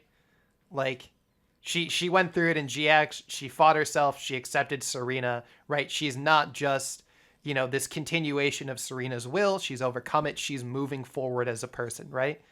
And this is like the chance for Kirika and Shirabe to go through that as well. But also in this season, what's really important is all these very strong individualistic characters coming together in these unison songs. Yeah. By the way, the unison songs all fucking bop really hard. Yeah, they're really great. But like even the alchemists, right, who we understand as sort of who sort of mirror this actually. Like Prelati and Cagliostro, you know, their lives are just in service to Saint Germain. Right? Until Cagliostro, you know, her womanly intuition says, "Oh, something's up with Adam. I better go alone until we figure out what the fuck's going on." Yeah. Right? So, like, even they have that realization of asserting, you know, both of them assert their selfishness. Saint Germain's been asserting her selfishness the whole time. I think that's pretty obvious. Yeah, yes, yeah, of course, no? Yeah. I mean... Nyard, have you died? I haven't died. I was thinking for a moment. But, like, here the thing is, the selfishness of Hibiki is that she wants to have a cake and eat it too. That means, like, protecting the people she cares about while not hurting others. And I don't think Saint Germain had that, because she was really ready to hurt others. She had pains doing it. She counted them, but she wasn't, like, being super... But she is always ready. Well, it's not selfishness in the same way, but I mean, like, expressing selfishness in terms of expressing your individuality, right? Saint Germain lists her sins. Like, that's not something you can do without a very defined sense of self, right? These are the people I have killed to achieve my dream. Yeah. She does try to be aware of those things. Yeah, absolutely. And she makes it a point to have those, to bear that cross, so to speak. Yeah, and then in the last episode, right, their big transformative moment is when they all, like, you know, Cagliostro has gone off on her own. Prelati has gone off on her own, developing, you know, her great work, right? So, like, both of these people have had this sort of moment that I think Shirabe and Kirika have also had. You know, thinking about this in context of G, I mean, we can kind of put, you know, Saint Germain in the same spot as Maria, right? Of course, yeah. And then the other two in the same spot as sort of Shirabe and Kirika, right? And so, like, they all come back having, you know, expressed this very individual sort of thing. And, like, even throughout the season, they all fight on their own. Okay. All the alchemists, right? I have a little thing to add to that. Like, you compared Saint Germain to Maria, and I think here another key difference between G and AXZ would be that, well, they don't survive here. Like, we don't have Saint Germain, Cagliostro, and Prelati joining the team here at the end, because the reason for that is that Hibiki was not there. She wasn't there to open her fist. She wasn't there to, oh, you're saving the world, then I'm going to save you, like she does Maria at the end of G. And she was, at that moment, being a god, right? And well, she had stopped being a god at that moment. But she was still unconscious with Miku. And she says it, right? Immediately after they burned themselves out here. Well, fuck. All I could do was use my fist. She wasn't able to open it. And it's a big frustration for her. And the fucking god. And, like, I mean, like, just to continue on my thought, like, their big moment is to split apart, express their individuality, and then all come back together and then sing their song where, you know, where they mention, like, my favorite moment is, like, opening the universe like a book. Yeah. And I'm like, okay. You're just going to tell us how the bread is buttered here, are you? Yep. I mean, so, God, I'm lost again. There's too much. I'm just thinking about how cool it is right now, man. Yeah, you can pog all you want. I mean, it's an endless well of pogging, this show, but God, there really was something I wanted to say here, and it completely slipped my mind. Nyard, you've been thinking for a while. Can you save us? I'm out of notes. Sorry, I'm exhausted myself. I know it's rare to find me in this spot, but at some point at the end of the podcast, I am out of notes. All right, Will, you want us to just pog for a bit and we'll talk and maybe you'll remember it, or we can talk about this like is a good the spot visuals. to wrap up. We can talk about visuals and music. A little bit. I mean, okay. So I think. Okay, maybe not, but like, of course, AXZ again is like a step up in the visual department from GX. Like GX had very high highs, but it was very inconsistent as well. Well, AXZ here is just basically always on the same level, and it looks fucking sick. We have, of course, the massive action scene in the first episode where they're like fucking Hippie keep punching tank shells away from her, and like Tsubasa summoning a 200 meters long sword and cutting the fucking airship in half, and all this fucking hype. I gotta say though, like we've made this a point earlier, but like in comparison, comparing it the first episode of AXZ to first episode of GX is like sort of like, oh shit, something else is going on. Like we're not having the same goofy irreverent let's throw like a space shuttle thing. We're having fucking global south and shit.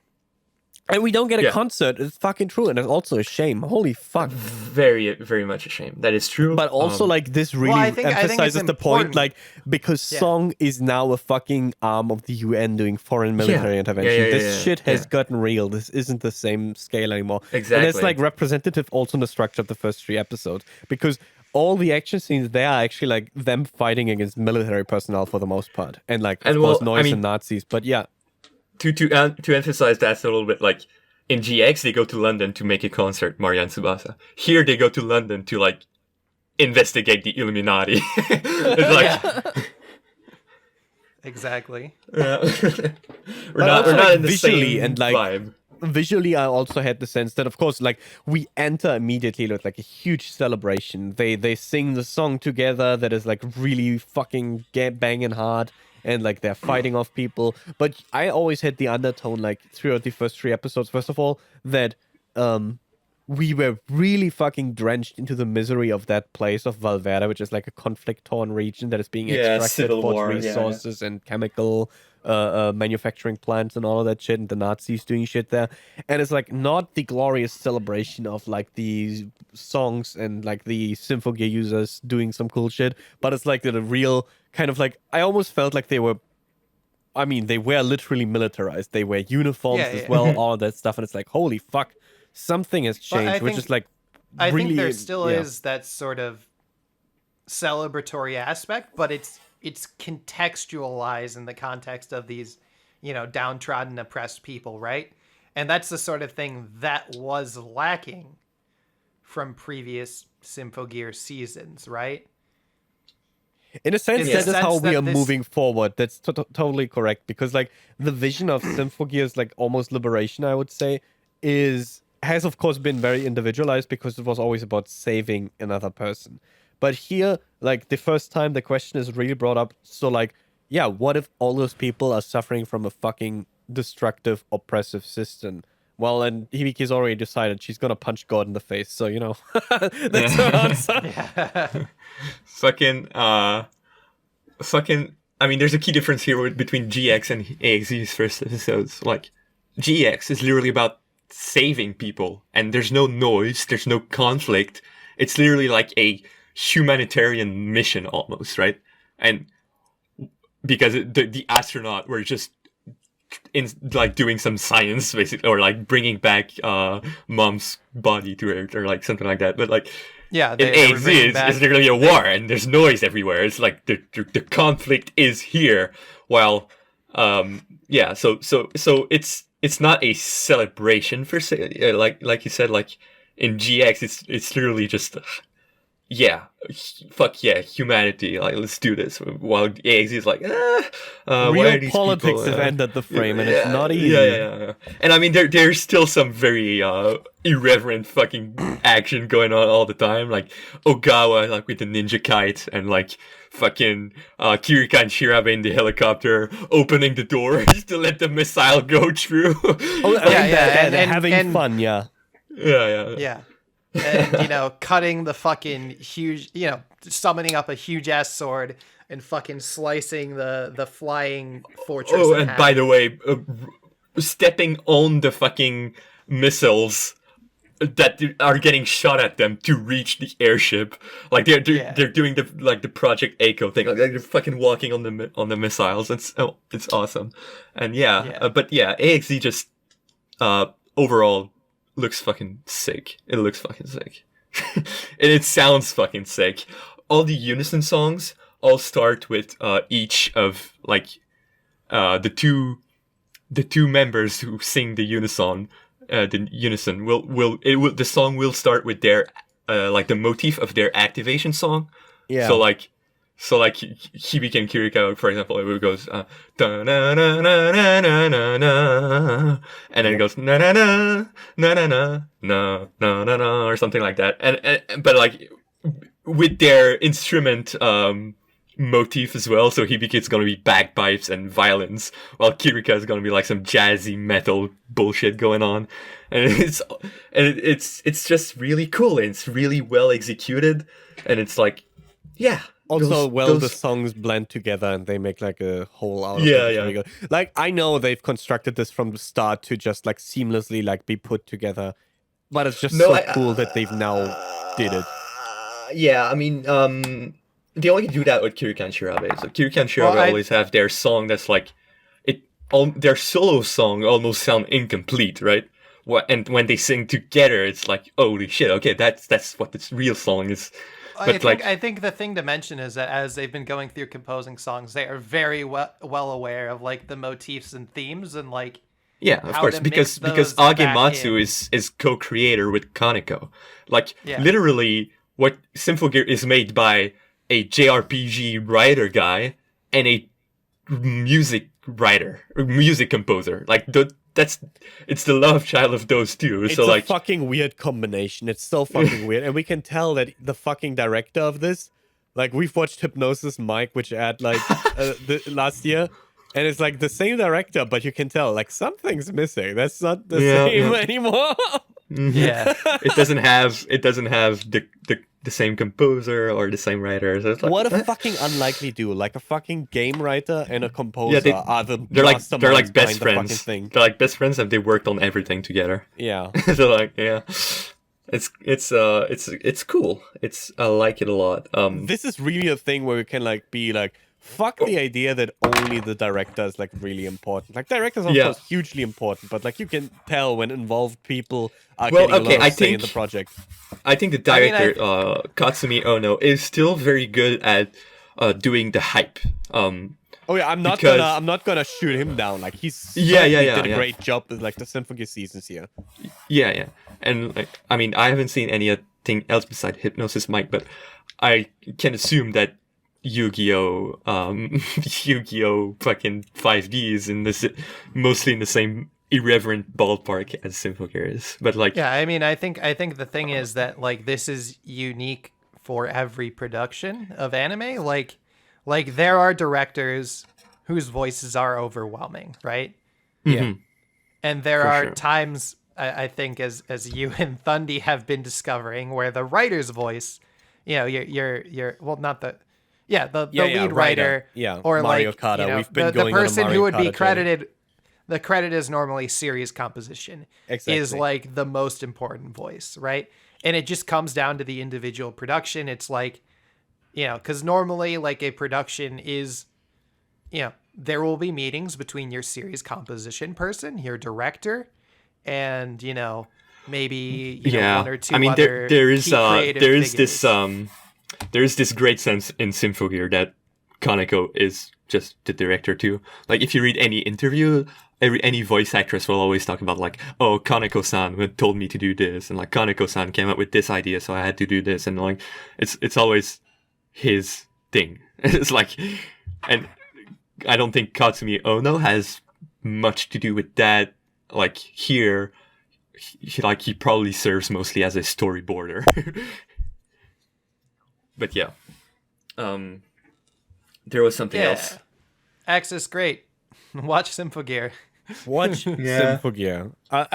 You know what? I hope at this point, people who've been listening to the cast and have reached fucking 2.5 hours into us talking about AXZ, the 4th season, I hope these people listening right now have watched Symphogear. Otherwise, what the fuck are you doing?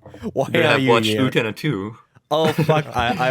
We gotta put a disclaimer for our friends when we share this podcast, Miki, because Voice Flower has listened to the last one and was really excited, but she's not watched Utena yet. Yeah. Well, I mean, she's looking forward to watching it next month. She doesn't want to get spoiled. Well, what you can do is just not edit the podcast for a month again. Well, I mean, but my numbers though. What about my numbers, Nyard? I can't tell people not to watch until they've finished Utena. Only Voice Flower. Only Voice Flower. I only care about one person. There's only like 25 unique viewers of each of these podcasts. I'm sorry. It's so sad. This is the curse of Balal, that these podcasts don't have more viewers. That's true. Like everyone listening right now, you subscribe to Miki. I see Miki. Miki has less than 25 subscribers. If there's 25 listeners, all of you gotta fucking subscribe, and you also gotta share this podcast and make sure it is like on every Reddit, on every subreddit, on every 4chan meme thread about Symphogear. Well, see, we focus on our people in front of us, and then they can be inspired and share it and save others by sharing this podcast. Give Miki big numbers. All right. I mean, I guess we went through everything. I'm sure there's something that I... Well, I'm sure there's something else that we could have talked about. I don't know. I can't remember it. Well, you've rewatched AXZ 5 billion times. You're gonna probably make more than one podcast about AXZ. That's not true. AXZ and XV are the only seasons where my rewatch count is known and precise and accurate. And right now, AXZ is at 6 rewatches, so not that many. Not that many, he says. All right. I mean, compared to like GGX in season 1, it's like 30. So Yeah. All right. On that note, we're wrapping shit up. I was Miki. I still am Miki. No. Thank you. No. Thank you. Fuck you, Miki. I think I remembered. I wanted to just basically hint you, Miki, towards where. Oh, we can do that after the podcast. Why? It's cool. No, it's fine. We can do that after the podcast. No. Let Will do it. Yeah. Like, if people have gone through this far and have seen every season of Symphogear up to this point, why wouldn't they watch XV already? No, I mean, of course they will watch XV. That's not the point. I'm just saying. The curse of Gungnir very much is still present here in the season. And it was related, of course, to what I said earlier with Hibiki. I mean, like, holy shit, all I could use was my fist. I could not open my fist, and lines like, I'm going to punch apart the divine power with a song in my fist. That's Gungnir, of course. And what does she do with Adam? Adam is the only villain who is straight up killed in Symphogear. Because all she could do was use her fist. Doesn't that sound a little bit like a curse? Like, maybe. You are the one with the role here. You are the one with the responsibility because you are the god killer. And then I suppose that's where she had her trolley problem, and she did actually push the lever. And then fucking as they hint at here in the final scene of the season, Hibiki is not the only one who's been cleansed of the curse of Balo. what will happen when Miku becomes a god. And she's the only one who can deal with it. All right. Anyways. So stay tuned for that. We're going to explain all of that. Stay tuned for XV when we actually talk about these things. Anyways, that was a nice teaser. I was Miki. I am Miki. I will be the once and future Miki. Not sure yet. Okay, Miki, I'm Will the Dill. I do Digicore Radio, and Miki, I have a challenge for you because I currently also have a podcast episode that has not been edited. So there's a race, okay? There's a race. This is the moment to redeem yourself for the GX episode, where we recorded it on the same day again as I recorded a Digicore Radio episode, but you took 2 or 3 weeks to release it, while in the meantime I released 2 other episodes of Digicore Radio. All right, I accept your challenge. So this is the time to redeem yourself. Will you be able to release the AXZ episode before Digicore Radio episode 8 with Dos Hermes and Guns? Well, let's see. Nyard? I also have a podcast coming up. I am and I was Nyard. I'm also running the Symphocast, which is like the Ghibli analysis podcast. I've been shilling it every episode, but I'm gonna make sure to shill it again because we're about to record next weekend. Tales of Earth. It's really good. And well, I say next weekend, but good chances this AXZ cast comes out after the Tales of Earth episode is already released. Whatever the case may be. This is a race, and I give you a week head start.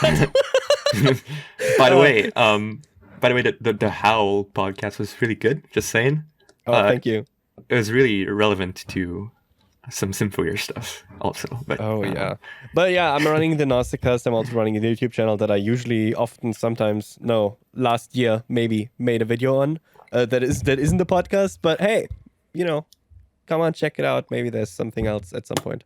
But yeah, Tales of Earth is coming up. So had a great time, Miki. Thanks for having me on. All right, thanks for being on. By shedding many tears, the reality you face is that there will not be a podcast for the next 3 months or something.